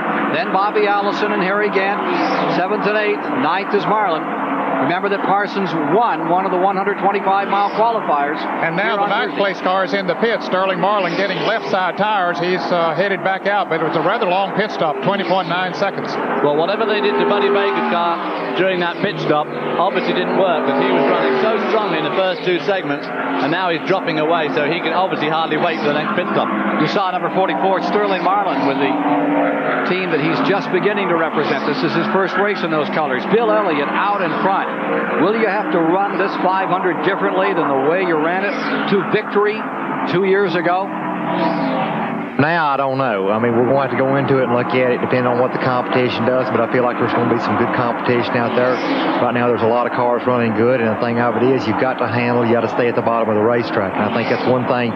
You see a car do that all day long, and he's going to be one of the cars to beat when you come down to the checkered flag. The man to beat right now is Elliott, and the man who looks like he wants to come after him the hardest and has the best chance is an unknown. Ken Schrader from Fenton, Missouri, sprint car driver, moved into the Don Levy team a year ago. There he is in number 90. A poor team, never had much money. This year, somewhere between $600,000 and $800,000 was put up with the sponsor, and they've made it work. They won the 125-miler, defeating Elliott by less than a half foot. Junior Don Levy, great Junie Don Levy, great story about Don Levy in the old days. Don Levy was the man who used to say to Schrader, listen, I've got tires here that are guaranteed to go 205 miles an hour. And Schrader said, how do you know? He said, well, I just bought them from Cale Yarborough, and he's done 25 laps on them, and he tells me they'll go that fast. Here's Mike Joy. There are none of those old tires in the Schrader pit today. Junie Don Levy, you beat Bill Elliott on Thursday. You beat him by inches. Now you're running toward the front. Is this perhaps the biggest and most pleasant surprise of your long career? I couldn't hear you. I was afraid of that. You got to be thrilled the way your boy's running out there. Oh, he's really running beautiful. What's killing us is on pit stops. We got a little bit too high a gear to take off fast, and it really puts him way back, and that's where they're killing us. It looks like you can catch Bill, but can you beat him like you did Thursday?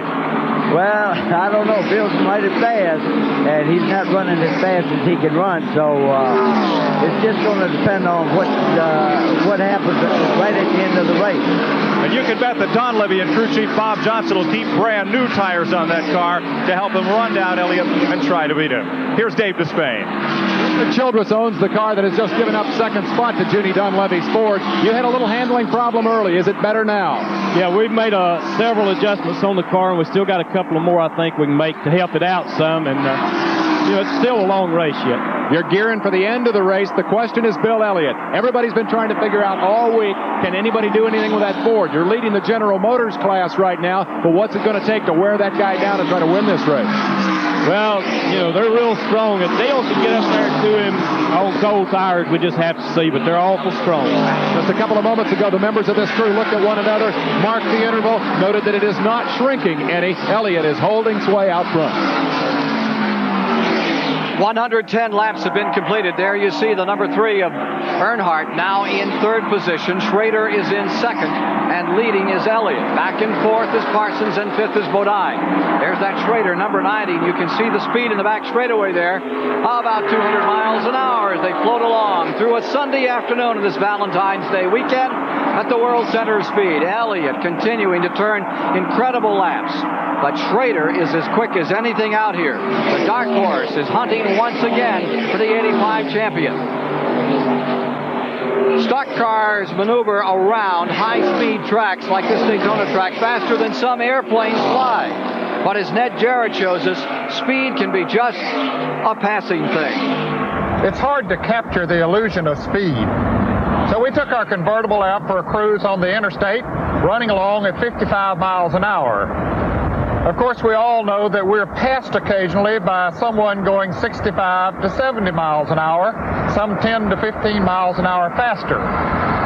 The same thing happens on the racetrack. With our in-car cameras, they show you that one car running along at 190 miles an hour is passed by a car going 200 miles an hour, but that doesn't really give you the true feeling of speed.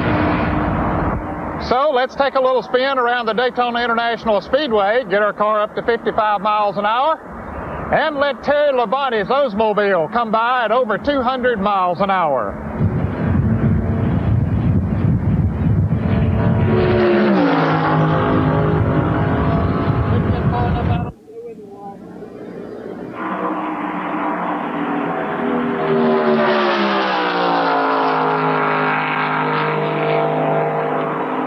Well, Dan, I never saw you get dusted off like that before. Elliott has slowed down. He's only running his last lap 197.5 miles an hour.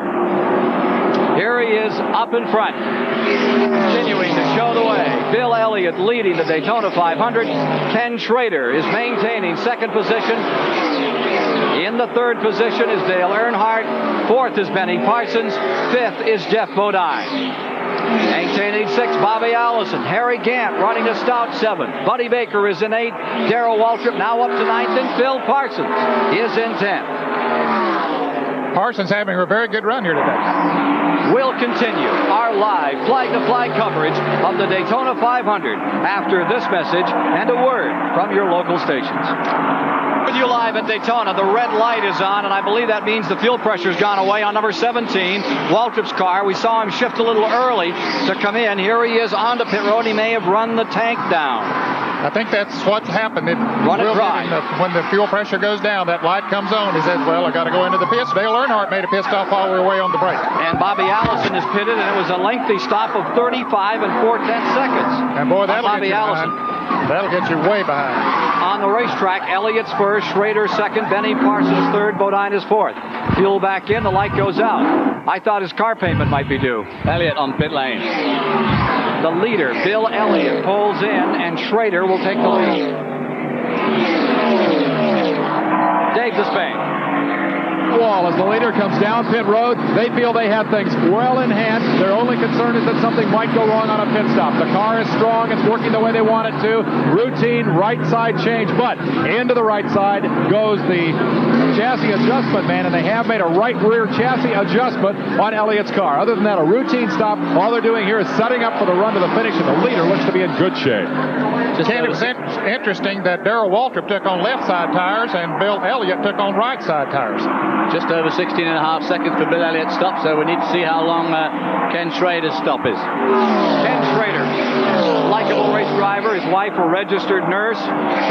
She said the hardest thing they've had in racing was convincing her mother that it was a good idea.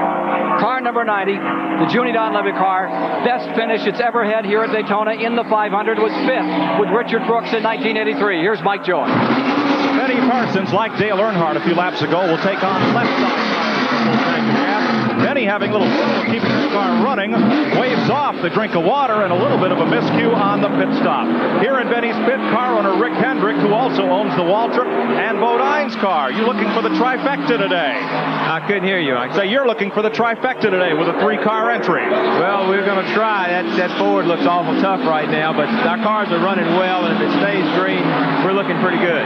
If it's possible, will your guys link up in a draft purposely with the teammates to try to run them down? Well, they work together real well, and it just depends on if the cars are working in the same spot on the track. So we'll see what happens, but they know what to do. Now, Hendrick claims to be nonpartisan, but the jacket he's wearing is that worn by Jeff Bodine for Friday's IROC victory, and when he came out of the car yesterday after winning the 300. 119 laps, 297.5 miles down. You see Baker on pit road and Cale Yarborough here. And Ken, the owner, Rick Hendrick, of course, is the man behind those 3 cars, but the registered owner with NASCAR of Benny Parsons' car number 35 is Papa Joe Hendrick. Rick Hendrick's father. Yes. Rick Hendrick's father raced cars way back in the 50s. I can remember when he came to Trenton, New Jersey with a pickup truck, and I understand Rick was in the back of it, and they won that race that day with Mr. Modified out of Virginia. Here is Bobby Hillen's car number 8, who you saw on CBS win the Talladega 500 last July, and Richard Petty's number 43, which had been running in 5th, now comes on pit road. Ken Schrader stays in the lead in car number 90. Bodine is in 2nd, and maintaining 3rd is Ricky Rudd. Well, Ken Schrader certainly seems to be getting good fuel economy out of his car. That's Bodine getting underneath Ron Bouchard in that car number 1. Bouchard, who won at Talladega a few years ago. New team. Richard Petty away and back into action. And Ken, Dale Earnhardt might not be running quite as fast as he was earlier. He's lost a little over a second to Bill Elliott on the stop. He's now about 8.5 seconds behind, and before those pit stops, he was only about 4 seconds. Richard Petty coming back to speed. To watch them on the banking here of the Daytona Speedway. Better than halfway in the event. Regulation pit stops upcoming. More in a moment. On pit road, Kenny Schrader is on pit road. This team, which did not get to make a pit stop last year because the car blew up on the first lap, have come in with the lead and made a crackerjack stop. The car has been serviced and is back up pit road. Now the question is, as the other cars come in to round out this sequence of stops, can they hold the lead? Jeff Bodine stays in front. Ricky Rudd in 2nd. Allison in 3rd at this point. There's your leader, Bodine. 17 cars being reported in the lead lap. Here's Bodine ready to make his stop. The leader coming on pit road. Lap 123 as he brings it in. Ken, we saw Jeff Bodine change gears as we saw Darrell Waltrip when he came down pit road. That's about the only time they change gears. A lot of fans wonder, do they change gears during a lap? No, they don't. On an oval speedway, they only shift gears when they're coming in, they shift down, and of course when they're going out, they shift up to high gear. 71, Dave Marcus out of it. The sister car from that team, Phil Barkdahl's car, crashed hard here on Thursday. Let's go to Mike Joy. A big spoiler adjustment on the back of Bodine's car. Perhaps you can see the rear lip of that Chevrolet as they have a tool that specially bends it back. I grab it, but they've already thrown it over the wall. And it looks like a long rod with 2 pieces of metal. And they put that on the spoiler, and they just like a bending brake, crank it up a bit. A little hard to do with 1/4-inch thick aluminum, but if they stand it up more, it catches more air. Helps bolt the back end of Bodine's car to the ground. Obviously, it's handling a bit loose for him. The back end wants to come around and pass the front. Thank you, Mike. We're back with Bodine in the Stars and Stripes car after his pit stop. He falls out of the top 10 here. They make these pit stops. There's Hillen scooting in front of him as he comes back to speed. Here's 77 Ken Reagan pitting right now. Consider this. The 1980 race record, 177 miles per hour by Baker, was set with 5 caution flags for 15 laps of yellow. And as we see it now, we have had a total of 8 caution laps, 2 caution periods. So we could be on our way. Average speed is at 178 miles per hour, the record 180. Here's the Budweiser race summary brought to you by the King of Beers. 125 laps complete. We have leaders switching around 7 times, 7 different men leading, and they've swapped it back and forth 13 occasions. The average speed, 178, about 2 miles an hour off the record for this place in the race, which is held by Bill Elliott in 1985 at 187.83. Now there's the 75 car of Neil Bonnet. He is the leader at this point, and he has not made his pit stop as yet, but I believe he's about to. He was giving a signal there to someone as he came around the turn. Let's see if he elects to pull it in this time. He's dropped it down, and it sounds like he's out of the throttle just a little. Here he is down that 1,600-foot straightaway leading to the pit entrance. The pit road here is about 2,000 feet long, and everybody has a different idea about where is the right place to pit. And I'll tell you, their concentration level has to be at least as high when they're coming into the pits as it is when they're out there running 200 miles an hour, because a miscue here can cost you a whole lot on the racetrack. They're changing left side tires on Bonnie's car as he sits there and gets himself a drink of water. And if you miss here, they send you back around again. I mean, you've got to hit your pit. You can't back up. That's what the rule says. And that is very costly when you have to do that. Bonnie didn't do it, though. He did well. Now he's leaving the pits, and from that low-angle camera, you can see right down there on the track the tremendous speed that he puts together as he comes out again. Didn't get the lens quite as clean that time as it did before. It didn't have time during the green flag. It's right down here showing the trench work of this event. See pieces of rubber on the lens of that camera. Here's number 9, Elliott. I believe he's now being shown as the leader with 75 Neil Bonnet pitting. He would indeed be the leader, and I believe that Kenny Schrader has taken back over second place again after the round of green flag pit stops. Which means that Fords are running first and second in the event, and Schrader has the hot hand thus far, even though he's in second place. And when we had that interview with old Junie Dunleavy, he mentioned in the pit stop that they weren't getting out of the pits quite as quick as the other boys because they had a slightly higher gear.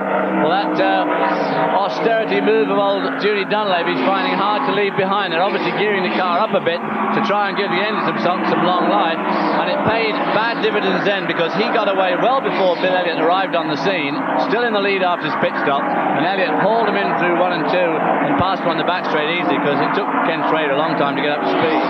You saw Trevor Boyce pitting for a moment. Jeff Bodine has now moved into the 4th position. Parsons is in 3rd. Trevor Boyce's car running well down the field.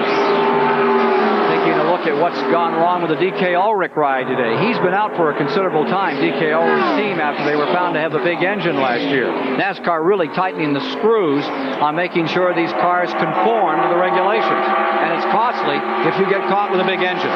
That was in North Wilkesboro, North Carolina. It helped him to qualify higher in the field than he normally would have. NASCAR caught it and set him down for the rest of the year. Terry Labonte's number 11. They've had trouble early on, and they just haven't been able to make it up as they smoke them coming back on the racetrack. The Daytona 500 now coming to its 130th of 200 laps. More shortly. We're back with you live at Daytona. You're watching the Darrell Waltrip car, number 17, now in 7th position. Right behind him comes that 75 car. That's the Bonnet car. Then comes Sterling Marlin in 44. That has been a good scramble over the past 3 or 4 laps further back in the field. You see Petty taking that high line, staying right up on top, right in front of him, one of the Jackson brother cars. Yes, it's Tom Sneevil. We haven't seen much of him today, but he's right in the thick of that bunch of cars. The 83 Indy winner. Meanwhile, up in front, Schrader closes to within 5 car lengths of Bill Elliott. That's been a struggle all day. Elliott trying to stay in front. Here's the speed breakdown today. At 100 miles, the speed was 193, 333. Then it dipped down to 171. And at 300, it's at 178. Now remember, the record is a 1 77 by Baker in 1980. So we are above the record right now, and if they continue to run the pace they are now, and if it stays green, they'll set a new record here today.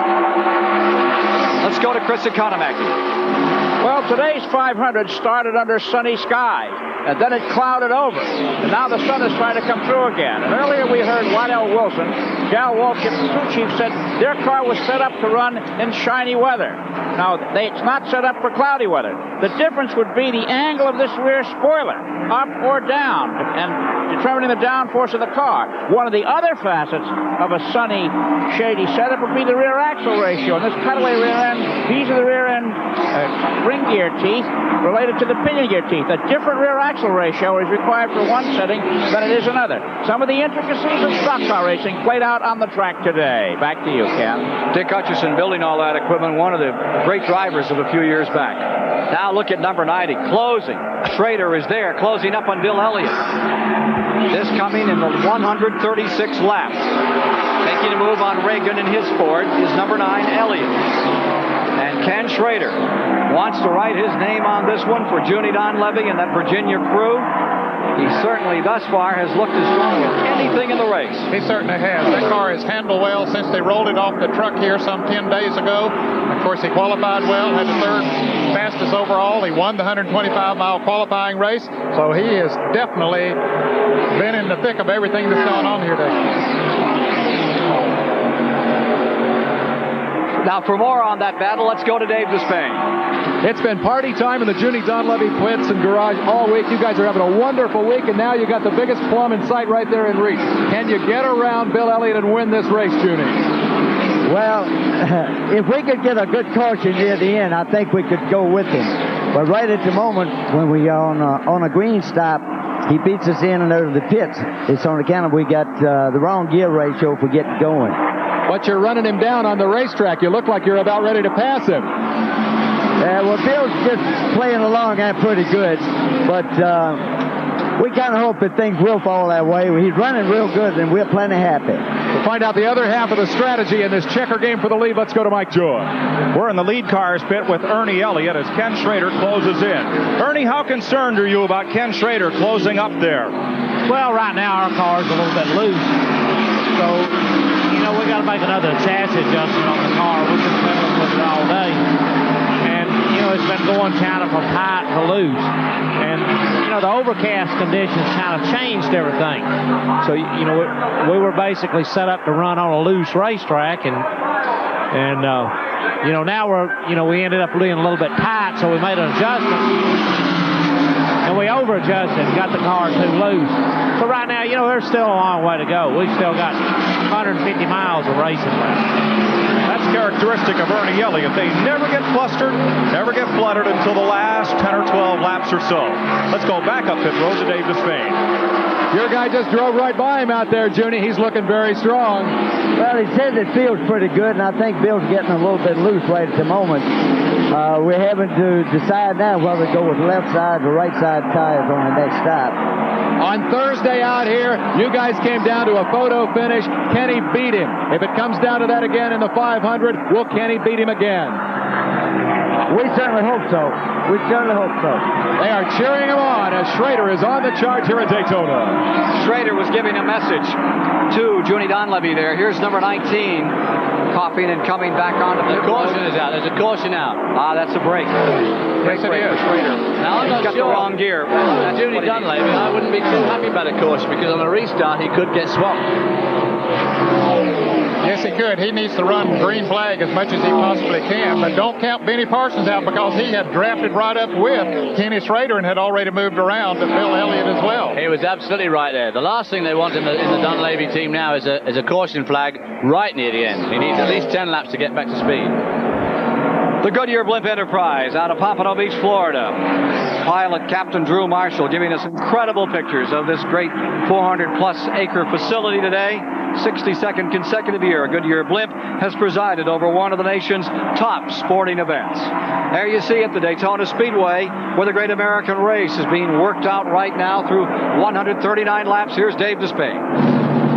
Last Thursday, Kenny Schrader won the race by getting out of the pits under a yellow flag more quickly than Bill Elliott. He got ahead of Elliott on the racetrack. Elliott couldn't get back past him. On this yellow flag, they're going to a quick change of both sides of tires. Let's go to Mike Joy. Bill Elliott is getting 4 tires on this caution flag. They have not adjusted the rear spoiler, but Jackman Butch Stevens reached in and cranked down on the right rear chassis adjusting bolt, hoping to cure that loose problem. Here goes Elliott, and he beats Schrader out of pit road. Back to Dave Despain.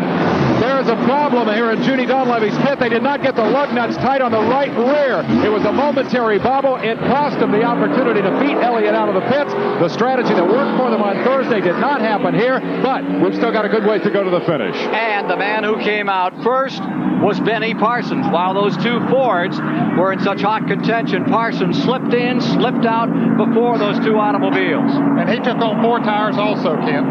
So they have fresh rubber all the way around. Most of these teams expecting to go through 70 tires here today.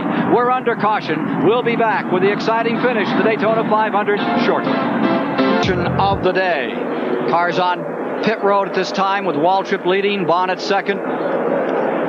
Lake Speed in third, Phil Parsons, followed by his brother Benny Parsons in the top 5. In the second 5, Dale Earnhardt is there with Bill Elliott, Bodine, Baker, and Ken Schrader. Car number 19, Derek Cope of Spanaway, Washington. His Ford lost an engine, resulting in this third caution period. I'll show you how tough it gets on pit road. Here is Alan Kowicki pitting, and watch inside the circle. Gets a little close down there, Ned. Yes, it really does. As he jumps back from his car after trying to get into service. Of course, Kowicki trying to get into the pits. He backed right into it. Didn't phase him a bit. Went right on to his jump. Dave Despain has a report on that last Schrader pit stop. The tools of the stock car racing trade include air wrenches. This is what they change the tires with. This air wrench broke at a critical moment in Kenny Schrader's pit stop. The left rear tire lug nuts had been removed. The new tire was on. When they went to put the lug nuts back on, the gun broke. They had to grab another air wrench, and it cost them 9 seconds in the pits. It could cost them the Daytona 500. Let's go to Mike Joy. 2 years ago, Bill Elliott lost the Winston Cup Championship on the last day because the transmission broke. This is not a junkyard. It's the spare parts pile. Blower control arms, disc brake hats, a front hub, a rear end, a transmission, axle shaft, shock absorbers, drive shafts, oil cooler, oil lines, a whole front end setup. Hopefully, if need be, they can literally rebuild the car right here on or behind pit road without having to chasing all the way back to the garage. They hope none of this stuff is needed today. The one thing they cannot change is the engine. And a few years back they could. And they took great advantage of that to where Junior Johnson was getting them changed in 15 minutes. Said he could do it in 10. By the look of that clapped out old air wrench, it's about time Judy Dunleavy changed his air wrench for some of that pizza money. There will be 57 laps to go this time by. And we're about to get a restart, Ken, and since our leaderboard a moment ago, Waltrip, Bonnet, and some of those that were up front have made pit stops, and now Benny Parsons finds himself up front. With number 3, Earnhardt in second, number 9, Elliott in third, and I believe you'll find Jeff Bodine in fourth indeed. Buddy Baker is in the 5th position, Schrader in 6th, Richard Petty in 7th. Looks like Ron Bouchard in 8th as we get set for resumption. And Ricky Rudd's up there too now, I think. Of the Daytona 500. Harold Kinder stretches the green. We're back underway. On these restarts, I wonder if the people at home realize that the top line, the line nearest the wall, those are all the guys on the one lap. The guys on the bottom track, they're the people in lap. So the top line is where you're seeing cars in the lead lap. Exactly. Cars at the bottom, at least one lap down. You can see it's overcast and gray as they head into the back straightaway. Here's Elliott from the blimp. Back in that third spot, looking down to the inside, battle for the lead developing. Earnhardt's going for it. Dale Earnhardt in number 3, the Richard Childress car. Scoots out in front. Elliott to second, Bodine to third, Parsons falling to fourth. Then the Morgan Shepherd car a lap down, the green car running with the leaders, but had a problem a bit earlier. Benny really went high into that third turn. Of course, he had no choice with those other cars down under him. As we look down, what is now a cloud cover on this race, and Elliott closes. Ned, let's talk for a moment about what cloud cover does to these 3,500-pound race cars. We've had several references to that today from some of the crew chiefs and Chris Economaka. It will cool the racetrack when you have a cloud cover. It does not get as slick. With the sun bearing down on the hot asphalt, then the oil and the grease and the water, let's watch that lead change. It's Bill Elliott taking over the lead from Dale Earnhardt. But as that water and oil and grease gets on the track, the sun bearing down, it gets very slick. They have to set the car up much tighter. And then, of course, with the cloud cover, it makes the racetrack a lot tighter and cooler. Every one of the 80,000 seats in the grandstand, person in them watching this tremendous, thundering horde of automobiles, crowding each other to the limit. I believe we still have 16 cars in the lead lap. Little tire smoke rolling off car number 3 at this point. And from Neil Bonnett's vantage point in car number 75, back in 12th position. Right there's Alan Kowicki and the 83 Indy champion. They're knocking on the door of Tom Sneva. Live, it's the Daytona 500 on CBS. Hello, Tom. Goodbye, Tom. And in front of Neil Bonnet is Alan Kowicki, of course, last year's Rookie of the Year, comes from Wisconsin, and is a very cool and level-headed young man, probably going to go a long way in this sport. Kowicki just a year ago came down here, did not even make this race.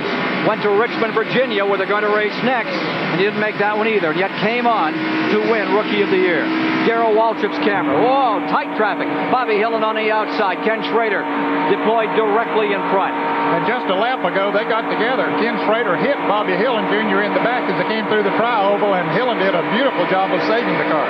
Ken Schrader is now in 8th. Waltrip is in 9th. Back straightaway, 3,000 feet long. Now from the face cam, you see Waltrip nearly 200 miles an hour, looking kind of relaxed, just taking it as easy as you can. You certainly don't want to get tense up there in the cockpit from Jeff Bodine's vantage point. Let's take a look at what's going on here. Here's Bodine. Recall he's in 3rd. Earnhardt directly in front of him in 2nd. Bodine closing up on him as they come into the tri-oval. 15-degree banking here. The cars just lift. Watch the back end of number 3. Just out a little. At that speed and the air that's around each car as they run in traffic, it does literally pick the wheel off the ground sometimes. Last lap at 198.6 miles per hour. And you're right in there riding with Jeff Bodine, defending Daytona champion. And the man with whom he contended for the last 50 miles a year ago, right down, remember that's totally flat on the bottom of that track, 31 degrees up on the banking. He's within inches of it. That's Dale Earnhardt. They went at it all the way to the finish and 3 laps shy. Earnhardt ran out of fuel. Elliott stays in front. And it's Dale Earnhardt in that 2nd position with Bodine, with whom you're riding in 3rd spot. Benny Parsons is in 4th. Buddy Baker is in 5th. In the 2nd 5. Right now, Richard Petty is there in 6th, followed by Bobby Allison. Ken Schrader 8th, Waltrip 9th. Sterling Marlin doing a tremendous job is there in 10th position. 11th is Ricky Rudd. 12th is Neil Bonnet. 13th is Cale Yarborough and Phil Parsons. Bodine making the move on the inside for 2nd position. Almost touching here. Now that's what you call door handle to door handle racing. Just a couple of men happy at their work. Although they don't have door handles on these cars.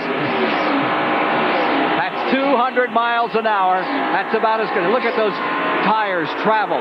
Those cars hit those bumps. They look so smooth, and yet they are so tough. And the spring suspension swung so hard on these cars. Earnhardt going now, trying to find Bill Elliott here in the Daytona 500. We're with you live at the Daytona Speedway, where Bill Elliott is in front. Earnhardt is in 2nd with an 8-car length. But moments ago, the man in 3rd place, right here at turn 4, Jeff Bodine, watch what happened to him. This is a replay of 1 lap ago. Bingo on the wall. Almost collect. Look at that move by Baker. On the outside, Parsons comes up as they run 3 wide and never lift coming to the tri-oval. It's a good job they haven't got door handles on these cars. I'll tell you, Jeff Bodine has to be riding on pins and needles right now, Ken. He don't know how much the sheet metal is pushed in. Is it rubbing the tires as he goes into the turn? Bodine is now back in 4th after that incident. Here are the leaders. Elliott in front with that Ford. Can he do it again? He won it in 85. There's $1.5 million at stake in 46 laps from now. From inside of Jeff Bodine's car, let's take a look and replay at that moment at better than 197 miles an hour out of turn number 4. He drifts high, and it just clips the wall with him, and look at him as he moves the steering wheel. but he didn't overreact. That's what kept him from spinning around. It is that poise that makes it work. There's caution on the track. Yellow is coming out. There may have been some pieces that dropped off that car. There's very well report as to what has brought out this caution condition. And this is the one they need. They were going to have to pit one more time. Boy, from here, they would have 35 laps to the finish. I don't know if they can make it. 45, yeah, they can't make 45. it here. Yeah. There's some debris on the track. There's debris being reported on the track. Somebody threw a can on the track, apparently. But I'll tell you, one person who is happy to see this is Jeff Bodine. He wanted to see this caution because, as we mentioned a moment ago, he don't know how much damage was done to the right side of that car, and he had to be riding those pins and needles, but now he'll get to come in and check it out. The caution flag is out. So look at the side of his car. Doesn't look too bad. Here he is on pit road. Bodine. The old Star is definitely deranged slightly. Mike Joy. Bill Elliott getting what looks to be routine service. Right side tires only this time. Last caution, they took all four. Jeff Bodine, they're taking a look at that corner of the car and putting right side tires on it, hauling the left ones over the wall. Let's go to Dave Despain. Dale Earnhardt has received right side tires. Now the crew comes to the left side of the car for a 4-tire stop. A 4-tire change on the Earnhardt car to set him up for the run to the finish. There was no adjustment. Let's go back to Mike Joy. This too will be a 4-tire change for Jeff Bodine. No apparent real damage after scraping the wall, and it was his car that caused the caution flag. Crew Chief Gary Nelson's up on the wall as his driver rolls down the pit lane. Gary, what was the problem? He really appeared to crack the wall there from our camera view. Right, he scraped the wall. It wasn't serious. The fenders were just rubbing slightly on the tires. We pulled them both out, got 4 new tires, and Jeff said the car really feels pretty good. It's just a matter of getting in the right kind of wind. The other cars seem to upset ours a lot. The turbulent air that gets around anytime we're around somebody. Will banging out those fenders hurt the aerodynamics? No, no problem at all. It was just a scrub.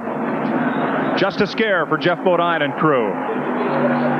Let's look at replay from another angle.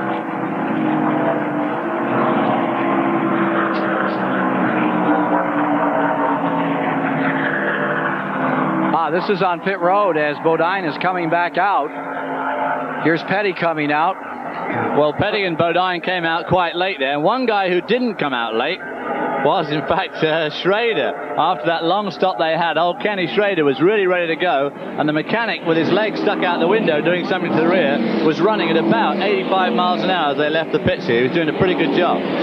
I'll tell you who is continuing to get some of the better service in the pits today is Benny Parsons. He's able to get right back out, right up there with them or in front of many of them. Ken, we would think back a year ago when we looked at that Bodine situation a moment ago and talked about the possibility that that fender could be in against the tire. We saw that a year ago with Richard Petty. He scraped the wall. A few laps later, he was into the wall very hard, and he had the in-car camera, and we saw how hard he hit that wall and injured his shoulder, of course. Yeah, and there wasn't a caution after he got in that wall. I mean, whatever came down. No, he kept running, and of course the tire went down and into the wall he went. Let's see if we can get a word with Neil Bonnet.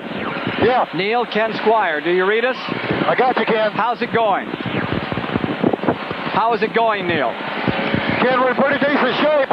We got behind a little bit on this pit stop. The car is running good. It takes it a couple of laps to get up to speed, but after the tires get hot, I'm in pretty good shape. The cloud cover today changed some of the strategy on the settings on the car. That's right, Ken. We wanted to be a little conservative to start the race, and now we're going to have to start and see if we can't go after him. Good luck to you from here on in, Neil. Give it a ride. Thank you. And talking of cloud cover, the sun's just come out. The temperature's going to go up about 20 degrees in the next 10 minutes. There's number 75, Neil Bonnet. NBA coming up next. It's the Celtics against the Lakers. Like the Yankees and the Dodgers in the old days. Don't miss it. It's right here live on CBS this afternoon. The world champs, the Lakers, go at it. Ready for a green flag start. We'll watch the start as they come down to complete lap 157 from Jeff Bodine's car. And Kenny Schrader up front with that good pit stop that David Hobbs talked about. Schrader in first, Earnhardt second, Parsons third, Elliott fourth, Baker fifth. Bodine, from whom you're getting these pictures in sixth, goes by the Winkle Pontiac, J.D. McDuffie, as they take the green. And there you can see that long gear on Kenny Schrader's car, the whole inside row just shot by him as they went down into turn 1. Out in front is Earnhardt. There's Parsons. Parsons was my pick to win this race. That's such a strong car. It has great legs. Has Harry Hyde as a crew chief. Parsons is one of those consistent drivers like old gentleman Ned Jarrett used to be. Doesn't bang him up, just brings him home. You got to hang in there. You got to be there at the finish before you can win. From the Goodyear blimp. Somebody going high there. Is that Benny Parsons coming around the top? I think that might be the 9 car, Elliott car. Started to say the 1 car, Bouchard. They look a little bit alike in that area. But Bouchard is out of the race now, Ken. He dropped out some 30 laps ago. And now we got reports that Harry Gant has dropped out of the race. Harry had run in the lead lap, but apparently having some sort of problem. Fast. Look at Baker, I believe, coming down on the inside for 3rd. Here's Elliott into 4th. Davey Allison trying to get a lap back. He's 13 laps off if you're joining us. Davey had trouble early. Lost the right rear wheel when he came out of the pits. Parsons closing. Parsons moving in to try and challenge. And we have Chevrolets now 1 and 2. Oldsmobile in 3rd and a Ford in 4th. Benny Parsons in that 2nd position. Tight draft. The success Tim Richmond had last year in the Harry Hyde car. Does driving that car put any pressure on you? I think it does. Sure it does, because the car is a proven winner. I don't know that Benny Parsons is so much a proven winner. In 1984, I won a race. In 1986, I won an invitational 150-mile race, but 500-mile victories have been awfully hard to come by. Last win was in Atlanta. Here's that squabble for the lead, and Parsons is going for it. Earnhardt wants to take it back. Nipping along on the bottom of the racetrack, and now the Earnhardt car looks like it's working just where they want it to, down to the bottom side. Meanwhile, that car of Parsons is up where he was so successful in the 125-mile. That's where he won his qualifying race. And it might be to his advantage if the sun stays out, Ken. That car works very well on a slick racetrack. Benny Parsons drives well on a slick racetrack. As you said on Thursday, the high spot on the racetrack was the place to be. And if it stays hot, he might just be able to pull it off, but right now he's having a little trouble there. Neil Bonnet scooting beneath Alan Kulwicki. Here's Jeff Bodine closing up on Elliott. Back straightaway, and there on the outside is the Parsons number 35. Elliott on the charge. This is up in front for the lead again. Another guy that's having terrible trouble is Ken Schrader, who dropped from the lead to 8th in just about the last 4 laps. He seems to have got off to a very dodgy start after that pit stop. Now the white car that's just in 2nd place is 13 laps down. That is Davey Allison. Here's Mike Joy. Schrader has dropped from the front of the pack back to about 9th spot. Crew Chief Bob Johnson having a word with him on the radio. What's happened to Kenny? He's dropped so far back. You know, he just said there was oil on the racetrack somewhere. Whether he got in and they cleaned it up or what, I don't really know, Mike. Is he okay now? He seems to be. We'll see what happens in a little bit. We'll see if he can march back to the front. Down to Dave Despain. This is Dale Earnhardt's lap chart for this race. Add 100 to these numbers right here. You'll see the lap that we're on. At lap 156, the caution flag came out. We're now back under green, and we're working lap 162. The window of opportunity in terms of fuel for Dale Earnhardt comes over here at 165. After the 165th lap, if he can get a full tank of gas, he's got enough to go the rest of the way. Anywhere in here, a number of the other competitors, including Bill Elliott, could probably make it home. About 3 laps from now, they will be into that final pit stop sequence. Anytime after that, they'll have enough fuel to go to the distance. Here's Waltrip and Petty further back in the field. Darrell Waltrip and Petty, 6th and 7th position at stake here. From Darrell Waltrip's car, Richard Petty has moved around Waltrip to take 6th in the last lap. There you see Jeff Bodine just in front of him. They could look back and forth at each other. Yes, they can. In fact, that's a very tight pack of cars. You can see the leaders out in front of them, not that far out in front of them. And Petty making a move around Jeff Bodine, so he's got it on the move again. A guy who must be incredibly disappointed now is Davey Allison, who's pulling out an incredible lead. But unfortunately, of course, after that awful pit stop early on, he's 13 laps down. But boy, what a show he's putting on now. And only wishes he's on the same lap as the leaders. There we see him now. And you look at the gap between him and his pursuers. But unfortunately, 12 or 13 laps back. A look at standings with 162 laps complete. Earnhardt first. Buddy Baker with an outstanding performance in second. Bill Elliott third. Parsons fourth.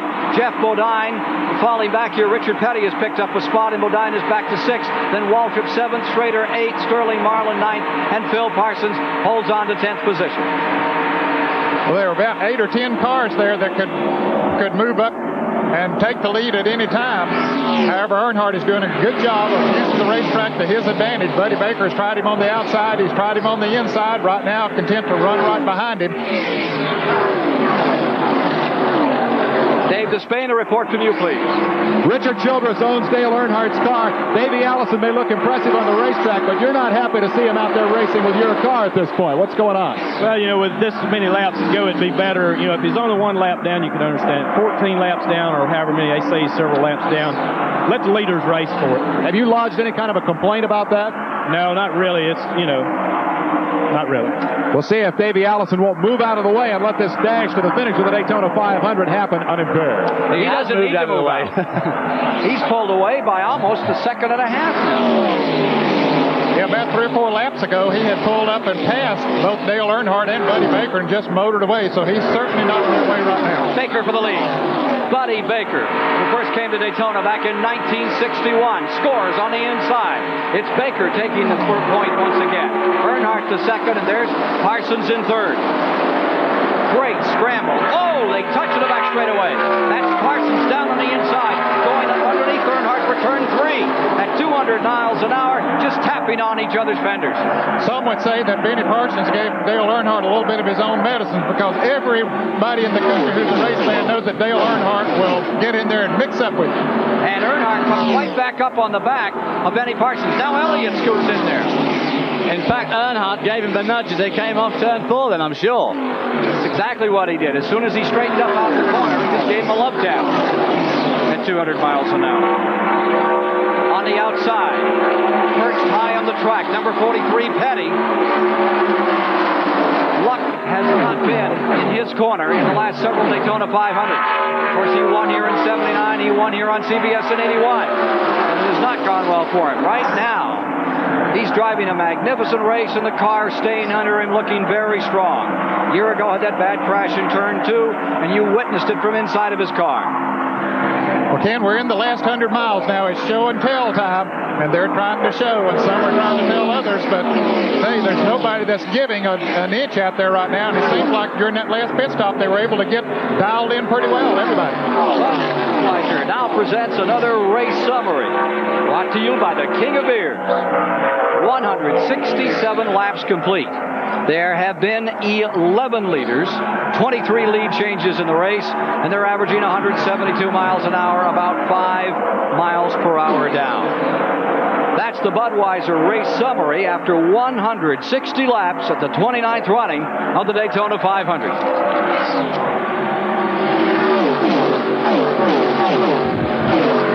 Out of turn number 4. The leader is Baker, but he's beginning to feel pressure from you-know-who. Bill Elliott of Dawsonville, Georgia, is on the chart, closing in. That Oldsmobile's margin of 10 or 15 car positions is now halved as Elliott's going for it. We'll have more from Daytona in a moment. With 170 laps complete and 30 to go, here were the standings. Buddy Baker was in first, Bill Elliott second, Earnhardt third, Parsons fourth, Richard Petty in fifth. The second group had Bodine in sixth, Waltrip seventh, Allison in eighth. Back to racing here as they come out of turn 4, sideways. Number 3, the yellow and blue car, Earnhardt, and up on the outside, here's Baker.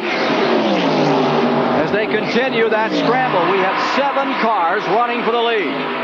Bill Elliott in car number 9 is in front. And this battle for second has Earnhardt and Parsons in there, jockeying for position. I mentioned that it's show and tell time. I believe Bill Elliott's about to show up. And of course, the one person of this scenario is not going to work out well for is Ken Schrader, because they're obviously going to have to make a fuel stop with just a few laps to go, and he's going to be absolutely dead with that long ratio. But just look at the way old Bill's pulling away. Replay 1985. That's what Elliott is doing. Waited his time out, and now he's on the go. There you see second place, the yellow and blue car, the Chevrolet of Earnhardt. Then the Oldsmobile, number 88. Because the other Baker's right there in third. The other Ford that's putting on an incredible display is Davey Allison, who's lapping at around about 199 compared to this man's average of about 196. Elliott doing what he needs to do to win this race and nothing more. Here's Waltrip and Petty once again as we see car number 43 now in 6th and 17 in 7th. Darrell Waltrip. Waltrip, who came in here saying he had to win this race. Brand new team with Waddell Wilson combining his talents with those of Waltrip. Never won here. Trying to get out from under the language that crash back in '83 coming out of turn 4 had bothered him here. As the battle continues up in front, let's go to Chris Economou. What you're looking at is the scoring clock. It changes its number every second. The wives and girlfriends of the contestants come to the scoring stand and score the race. This is how the race is kept track of. They each have a card with 200 squares on it. And each time their car comes across the line, they write the number the clock shows. That does two things. It credits the car with a lap and times it to the nearest second. And every 10 laps, they hold that card up in the air. It has the number on the back. And the master score jots it down. And that's how the Daytona 500 is kept track of. Okay, from the scoring stand down pit road to Mike Joy. Harry Hyde, crew chief for Benny Parsons, been checking his lap chart. They'll have to stop, as will everyone, before this race will end. Harry, how's Benny doing up in that high groove, that young kid's groove he used to win on Thursday? Well, our car developed a little push, and I don't know, maybe it's because the sun come out. We're trying the high side. Right now, we seem to be getting along real good on tires that are half worn out, and on new tires we're not doing quite as good as some of the rest of them. So with 10 or so laps to go, will you pull them in and just gas and go? Oh, I think so. Nobody will dare take on tires this late. They'll just put in gas and go another 10 laps. Well, these guys won't gamble, and if they come in first and don't, it's kind of monkey see, monkey do as everybody tries to get down that pit lane first. Here's Dave Despain. This race seems to have evolved into a Bill Elliott lead with a drafting pack behind him trying to catch up. The draft has changed significantly at Daytona. Here's how it worked a few years ago. Onrushing air comes over the car and is pushed up, leaving a vacuum, a pocket back here. Years ago, a car as much as 200 yards behind could begin to feel the benefit, move into this area of still air, and then rush up and, in fact, swing around the lead car and make the pass. This race has been won that way several times. Now, 1987, the cars are slicker. They're more aerodynamic. This air closes much more quickly around the car, and thus this pocket has been reduced down to about 75 yards. The result of all this is a whole lot less benefit of the draft and a whole lot more driver skill involved. If you're going to make the move that wins this race, the draft pass is no longer automatic. You've got to be able to get in there and drive around the guy to make the pass that wins the race. Earnhardt closing. Earnhardt definitely moving in on Elliott another time. There's the difference. Earnhardt's closing, and so is our younger hero, Kenny Schrader's pulling up to the back of this pack. He's only just a few feet behind Darrell Waltrip now, and it'll be interesting to see if he can piggyback his way down this whole lead group. There's Darrell Waltrip, and just right behind him is Ken Schrader. There's Schrader in the number 90. There's that Davey Allison car that's been making such good time. But he might help.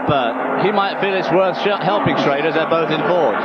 Now there you see the Earnhardt car right back there, and that's some super drafting going on. It's car number 9 that Dave Despain was just referring to. It seems after Elliott runs a while on fresh rubber, then they begin to give away a little bit. He slows down. He had pulled out to a good lead there a moment ago. Now he's able to, or he's not able to hook in Earnhardt off as Earnhardt has caught him. Earnhardt's able to keep his car on the low side of the racetrack. And you'd think if anybody's car was going away, it would be Earnhardt's, because it continues to lay down a trail of smoke through that turn 1. But hold on, there's Buddy Baker in that Oldsmobile back, creeping into the picture another time. And let's not forget that Jeff Bodine is 4th, Richard Petty 5th, Waltrip 6th, Parsons 7th, Schrader in 8th. One more pit stop, one more time for tires in this race. They're all praying for a caution right now. Get them in that kind of a condition and not have any chances blooming in the pits. More from Daytona shortly. contest and NBA action you don't want to miss. It's coming up next on CBS Sports.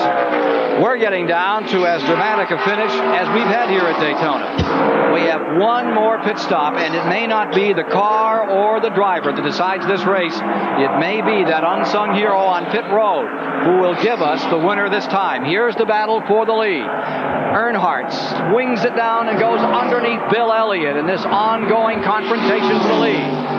183 of 200 laps now complete. Right behind them is Buddy Baker with a magnificent run. They touch again. Just behind these three is another tremendous battle going on. Jeff Bodine leads a pack of 4 automobiles. Bodine in the 4th position. Richard Petty in there. Richard Petty has now moved around. Petty has come up into 4th, and he's closing on the 3 leaders. Bodine has fallen to 5th. Then you see Waltrip in the 6th position down that back straightaway. In 7th is Parsons, 8th is Schrader, 9th is Allison, 10th is Lake Speed. I think Schrader's just passed Parsons. I think he's now swapped position with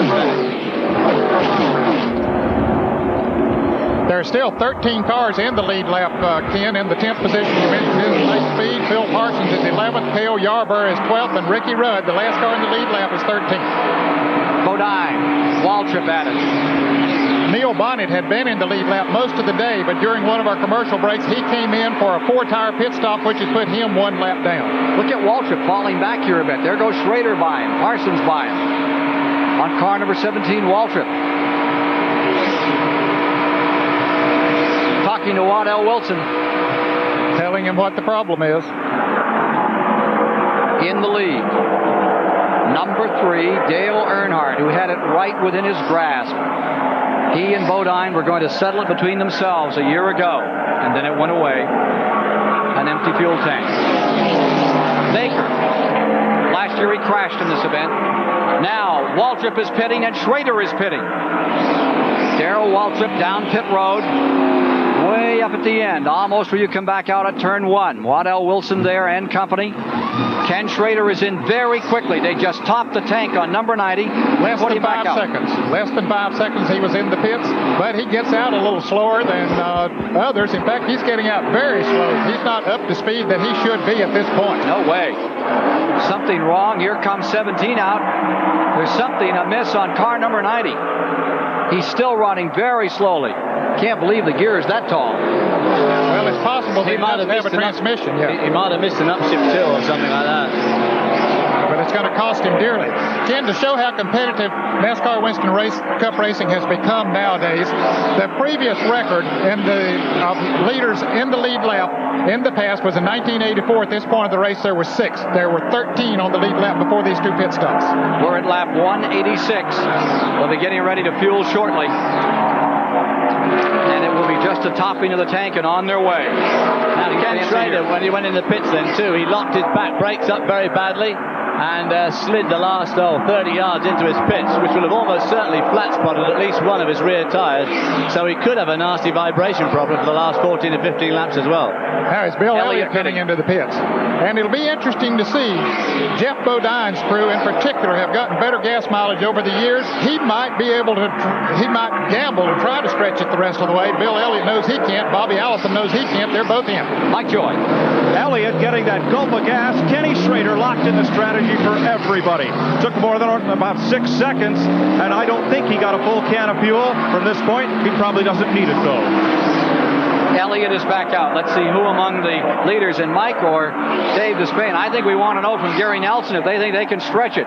They've always been the mileage experts in this event. I think Ned's point is well taken. Here's Earnhardt leading. Baker in second. And remember, Petty the third. Earnhardt ran out of gas here last year while Bodine did go on and win the race. And everybody thought he might be coming in. Yep. 188 laps are now complete. Dale Earnhardt, 2-time Winston Cup champion. Getting down to those final moments. Phil Parsons pitting. Lake Speed is on pit road, topping their tanks. 13 cars in the lead. There's Phil, and what were the colors of his brother, Benny. Benny's running up in the top 5 at the present time. Remember that Elliott has pitted. Lake Speed on pit road and back out again. He's had a good day, just up into the top 10. Earnhardt again out of turn 4. But evidently he over-revved the engine or something. I believe he just blew up as he was heading out of the pits. Oh, that's too bad. Unfortunate for Lake Speed, second place finisher a couple of years back. Parsons is in. Benny Parsons on pit road, had been running fifth. Overshoots his pits. That'll cost him an extra 2 or 3 seconds. To Mike Joy. Nice try, but Benny Parsons, about 400 feet from here, had the brakes locked. He had to get off the brake to straighten the car, and when he did so, couldn't stop in time for his pit. He only overshot it by 1, and that's within NASCAR rules. They ran down, gassed him.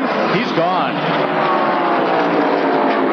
As they are situated, Earnhardt first, Baker second, Petty third, Bodine fourth, Parsons fifth, Ricky Rudd sixth, Cale Yarborough. And now, let's see if indeed car number 3 is going to come in. Yes. And Baker's going to come in. They pitted in tandem before in this race. Now you have a battle between those two. Richard Petty takes the lead. Could he win an 8th Daytona 500? Unprecedented. Here's Dave Despain. Dale Earnhardt on pit road. Nothing fancy about this. Splash some fuel in the car and then turn him loose. It's taken a little longer than they like. They wanted to make sure that they got all the fuel they needed. It's a drag race down pit road to see who get out first. Baker out first. That was twice as long as anybody else. He took about 11 seconds, and both Schrader and Bill Elliott took about 5. There you see Baker coming out in front of Earnhardt. Way out in front of him, too. Earnhardt got off to a slow start, not only stayed in the pits longer, but he didn't really get up to speed as quickly as Baker. Petty and Bodine come to the tri-oval first and second. Ricky Rudd also pitted in that period. Petty is the leader. Bodine is in second. 9 laps remain for $1.5 million. We're down to it here at Daytona. 29th running of the Great American Race. And the Great American Champion, Richard Petty, car number 43, is out in front. Cale Yarborough had moved up to 4th, but now he's in the pits for that little dash of fuel that he needs to finish. I wonder when Dale Inman's going to bring him in. He's down low on the racetrack. It could be now. There's Buddy Baker back on the track. Made a great pit stop. His 2 sons working with him. Saw Brennan. Here comes Petty on pit road. And that leaves Bodine. 8 laps to go, still on the track, and the issue is, will they gamble it? Here's Despain. Richard Petty's car on pit road. 7 times he's won this race. A crack pick through a wonderful pit stop. In and out, 3 or 4 seconds. He's back underway. Mike Joy. I'm with Gary Nelson, and now there's just one little Indian out on the racetrack. The gas mileage kings of NASCAR racing, talking to his driver. Gary, are you going to stop? Well, we're going to stop either by being out of gas or because the race is over. We feel like either win or lose. Our calculations show we're going to run out on the last lap, and that's a close enough gamble for me. We're going to give it a try. Dale Earnhardt tried that 1 year ago. He came up 3 laps short on gas, and these guys beat him. Reverse strategy this year. So Jeff Bodine is in front. Can he stay there? Will he run out of gas?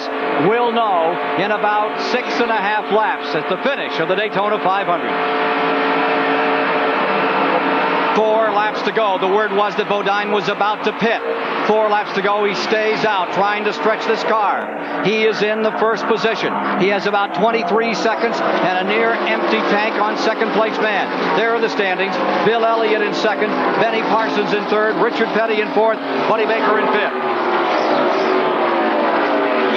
Dale Earnhardt dropped all the way to 6th on that pit stop, Ken. He didn't get out of the pits very good, so it's dropped him. He was leading the race when he came into the pits. Running on empty. Bodine won this race a year ago, trying to duplicate it. Can he stay there? There's Davey Allison drafting with him and pulling alongside. Looks like he's slowing down. Yes, it does. Now, if he could have stayed on. He is out of fuel, I believe. Out of gas.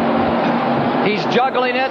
He's at the worst place he can be. He's running out of fuel. He is losing the 500 right here. Bodine gambled. Got snake eyes.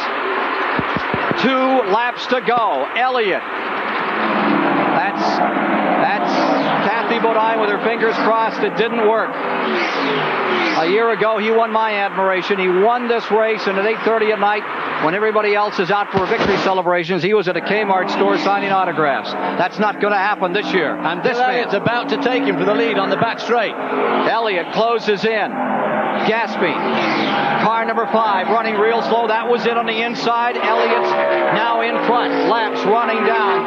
Less than 3 remaining to play this one out. A year ago, Dale Earnhardt was leading with 3 laps to go. Ran out of gas. Jeff Bodine went on to win. Benny Parsons second. Richard Petty third. Buddy Baker fourth. Earnhardt up to fifth. That certainly seemed to be stretching your luck just a bit too far to try and run another 7 laps over everyone else. 2 to go. Bodine, bottom of the racetrack. Not to be his day.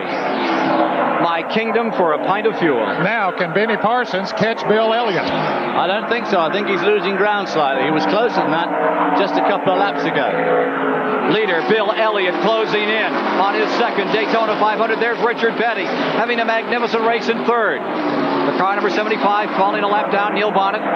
Elliott in car number 9 coming around for a white flag, this time by the Great American Race with another surprise right at the end. Benny might catch him yet. He's going high there as he comes up turn 3.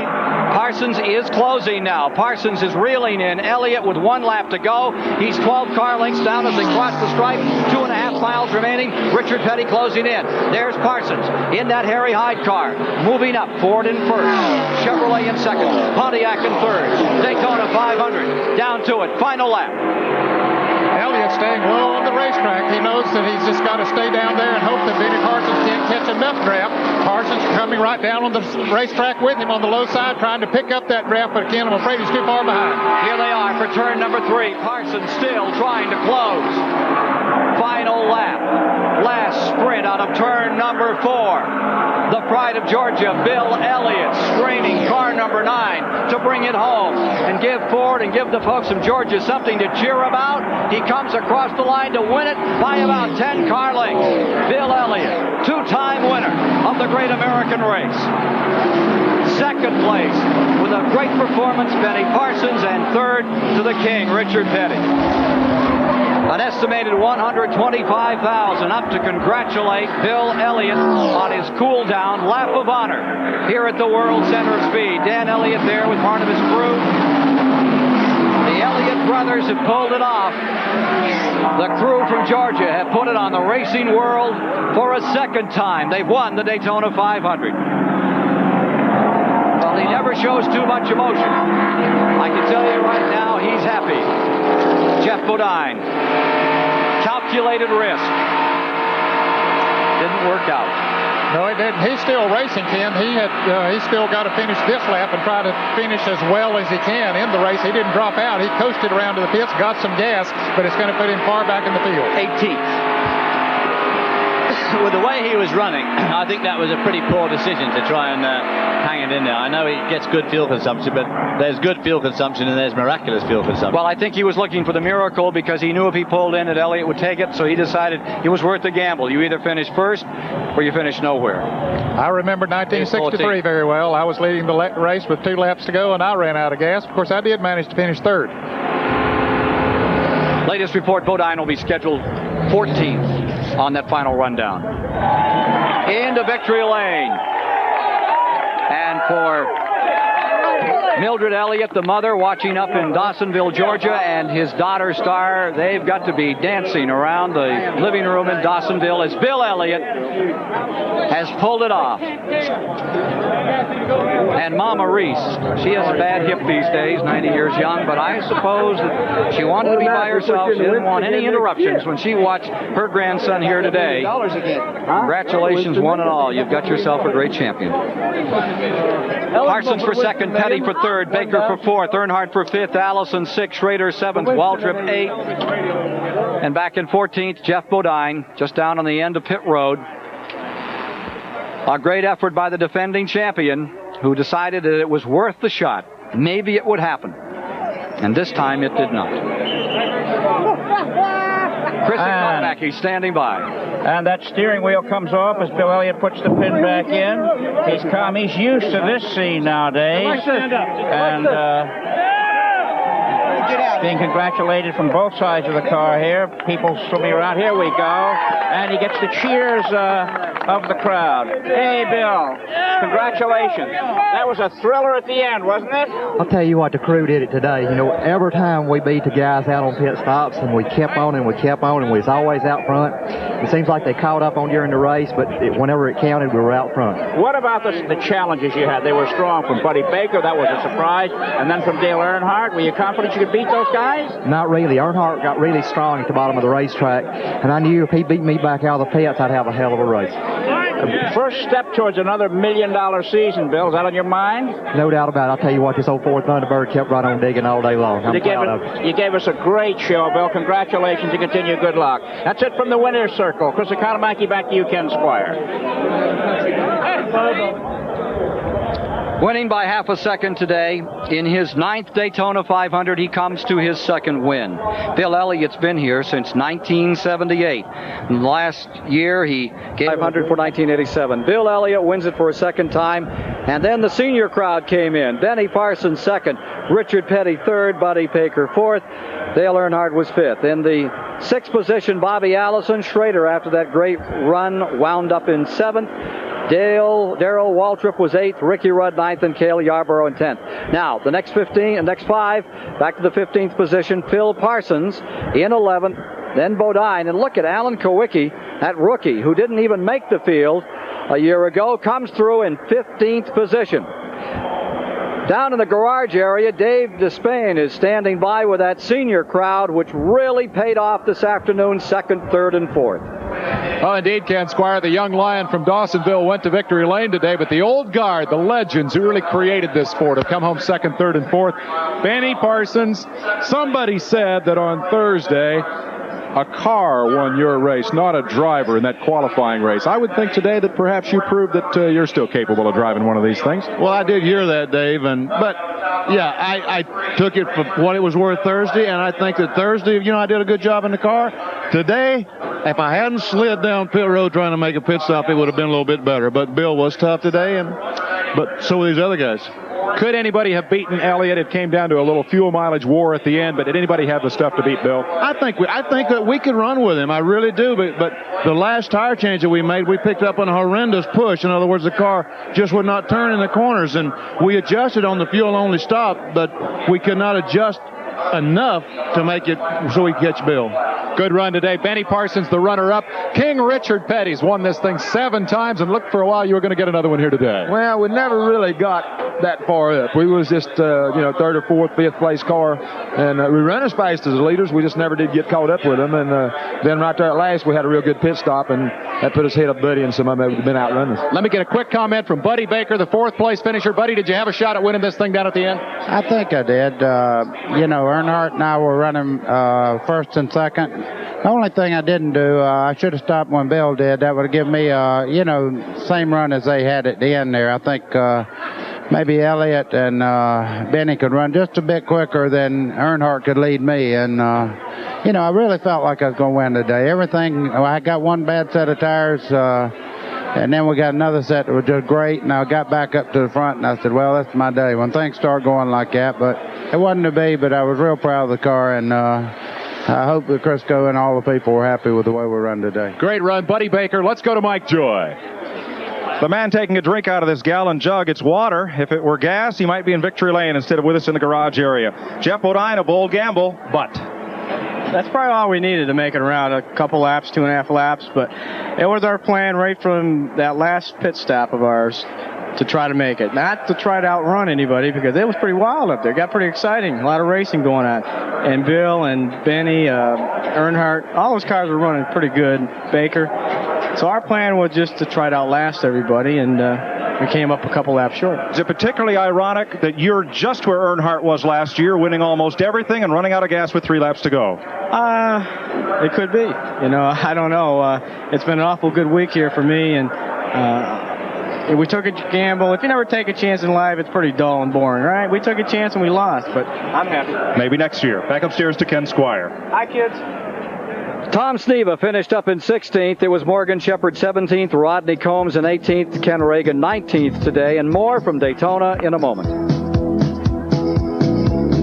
ambassador for the second straight time doesn't give him reason to relax, for the publicity, riches, and endorsements he will get will only fuel the jealousy and appetites of the other contestants on the circuit. The youth was here. The surge was great, but it fell short as a parade of old pros won. Jeff Bodine, why did he do what he did? Well, he knew he wouldn't win if he stopped for gas, reminding me of a driver I congratulated once on finishing second. And he said, Chris, second place is losing. We would like to express our thanks to everybody here at NASCAR, the Daytona International Speedway, and everyone who helped make this a great day for CBS and sports fans around the country. Thank you.